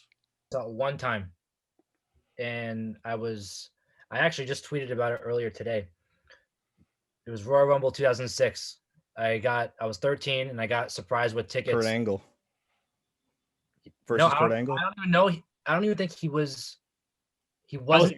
That was after the match. It was Kurt Angle versus Mark Henry for the World Heavyweight Championship. Okay, no. And after Kurt Angle had won, the lights hit. The ring actually like exploded. It fell apart, and he came out on like a chariot type thing with fire. Mm-hmm. That was the first time I ever saw that, and as a 13-year-old kid, scared me to death. You know, the first time I saw the Undertaker was a Great American Bash 2004 when he faced the Dudley Boys in the main event. Oh yes, that was when Paul Bearer got buried in concrete. That was my first wrestling show ever. So I was like, I saw Mordecai, and then I saw that, and I was like, okay.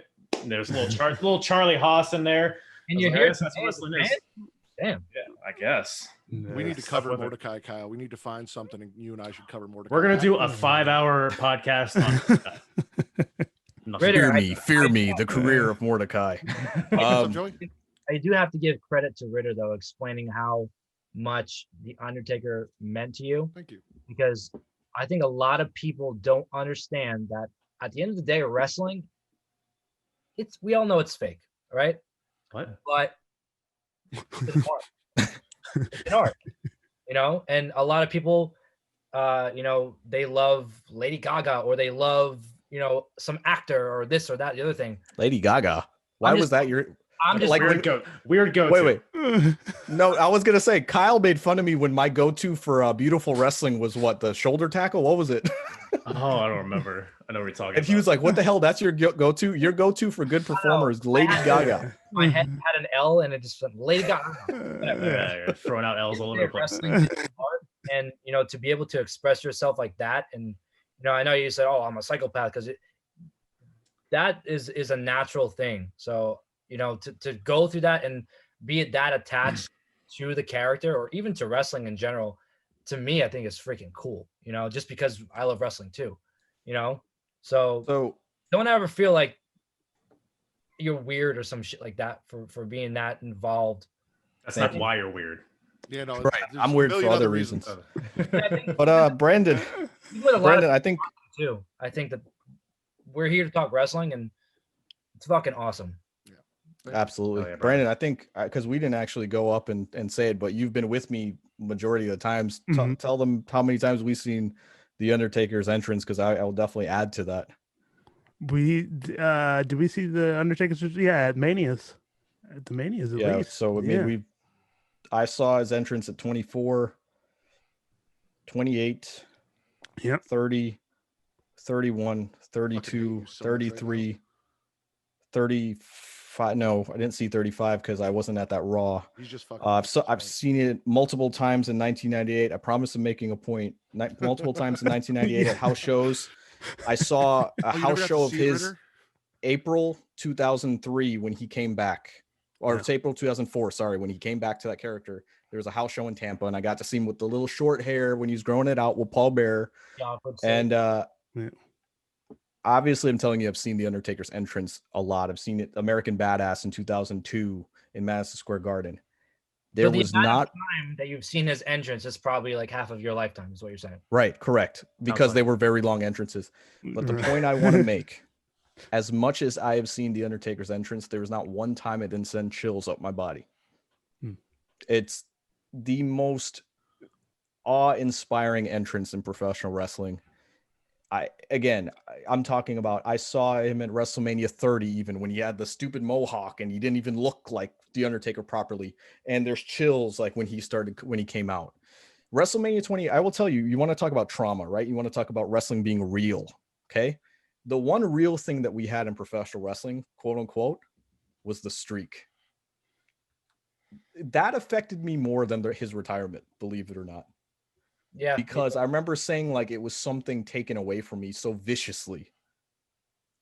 And we didn't expect it, because I'll give you an example. I was at WrestleMania 28, the Hell in a Cell versus Triple H.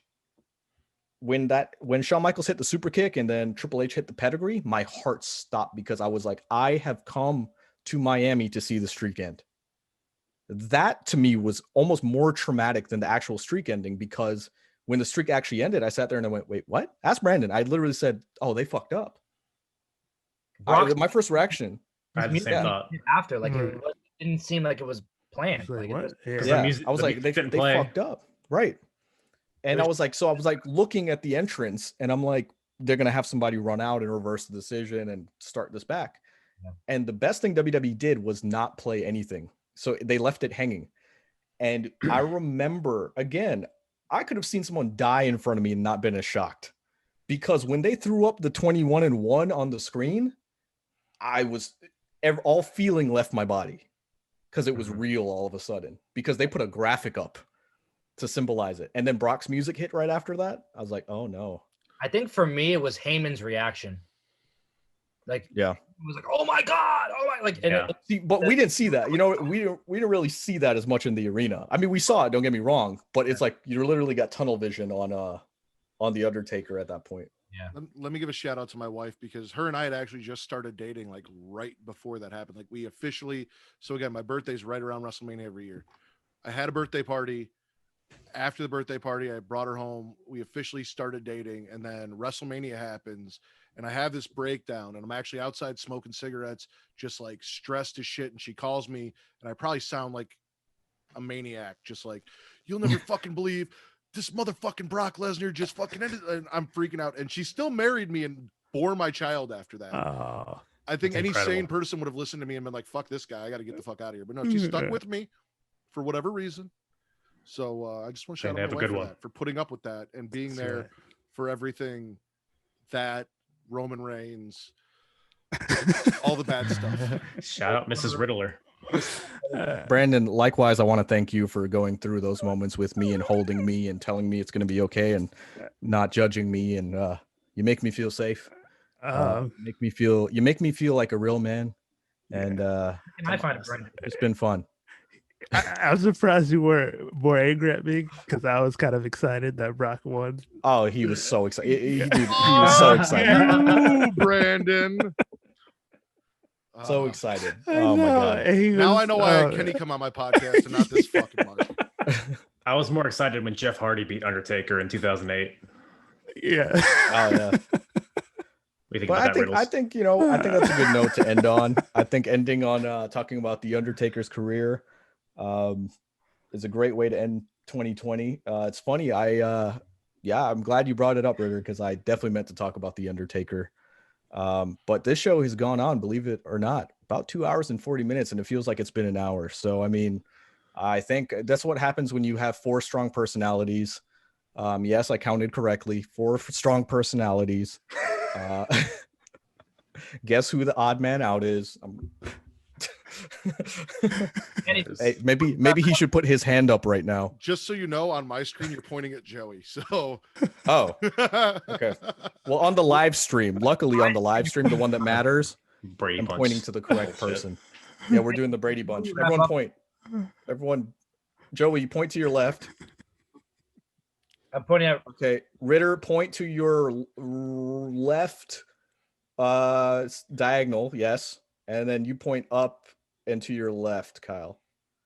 Do the Scott Hall. There you go. This guy right here. All right, that should be the thumbnail right there. But guys, thank you so much for joining us. Obviously, this was a clusterfuck of a awesome episode. Everybody tell everybody where you can find them, what handles you're on. I know you're not on Pornhub anymore there, Ritter, but one day, maybe if you play your cards right, I'll help you get back on Pornhub. another thing with 2020 me. took from us. God damn it. No. You guys can find me at Matt Ritter. That is at MATTRIDDER, no L. Fuck Kyle. Yeah, guys, if you go there, you guys will find link trees to Smackin' Raw, which is the audio version, and to Creation World, which is the banner under which all of our stuff is done, and that'll take you to YouTube for the video versions, Patreon, and our merch store, where you guys can go get some dope shirts that I personally either created or had designs done by Vince Delgado, who's a good friend of ours. So go check those out, please. I'd appreciate it. And I'm gonna do Kyle next because he's gonna get pissed off if he goes last. You goddamn right. You goddamn right. Kyle, also known as the hardest part of the ring. I should have been smart like these other guys up here who put their podcasts in their little box deal. The Apron Bump podcast, you can find it on all podcast platforms and YouTube as well. Apronbump.com is kind of like a central area to find all those things. Apron Bump on Twitter, Apron Bump on Instagram. Do retro wrestling reviews from all eras, all different promotions. So go check that out and kiss your sister. But you heard it here first. And Joey. Oh yeah, so Joey from the Angle Podcast. Can find me on Twitter at The Angle Radio. Go to the website, theangleradio.com. Available on all streaming platforms and YouTube. Do a lot of interviews with a lot of well-known people. Next week is going to be the first interview of the year. I have Tyson Kidd on there. We talk about everything that's going on and how Cesaro should be world champion. So that's a big part of that too. Perfect. But like I said, the Angle Radio on all social media. And before we go anywhere else, if whoever has a drink, could we like toast to like 2021? Because like 2020 was like shitty year, but in a way it was like Pretend like there's something in here. a really good year in a lot of ways. So you gotta Absolutely. like bring in more success and health and I all love that. it. I love it, Joey.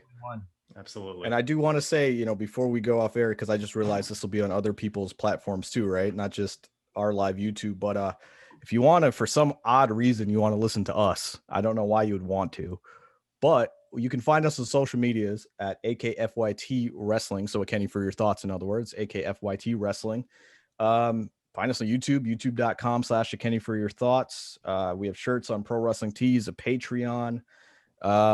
We have a co-host that barely stays awake during professional wrestling. We have a lot of things, but definitely not VD. So luckily that is one thing. But to Joey's point, 2020, I feel guilty because 2020, I think, was one of the best years of my life. I'm making some moves currently in my professional life, especially. I'll just say it on air, manifest it. I'm about to quit my my shoot job, brother, and go full bore into the mortgage broker life here in Florida. And I'm blessed enough to do so, work for myself, that sort of thing. Scary as hell, but I'm going to do it. But that being said, I feel guilty because 2020 was one of the best years of my life, but I know there are people that have gone through some unspeakable losses. Obviously, with the temperament of the world in general, I faulted no one for trying to say, I can't wait for 2021, because I know people just wanted hope and wanted to feel like it. This year, it made me go, you know what?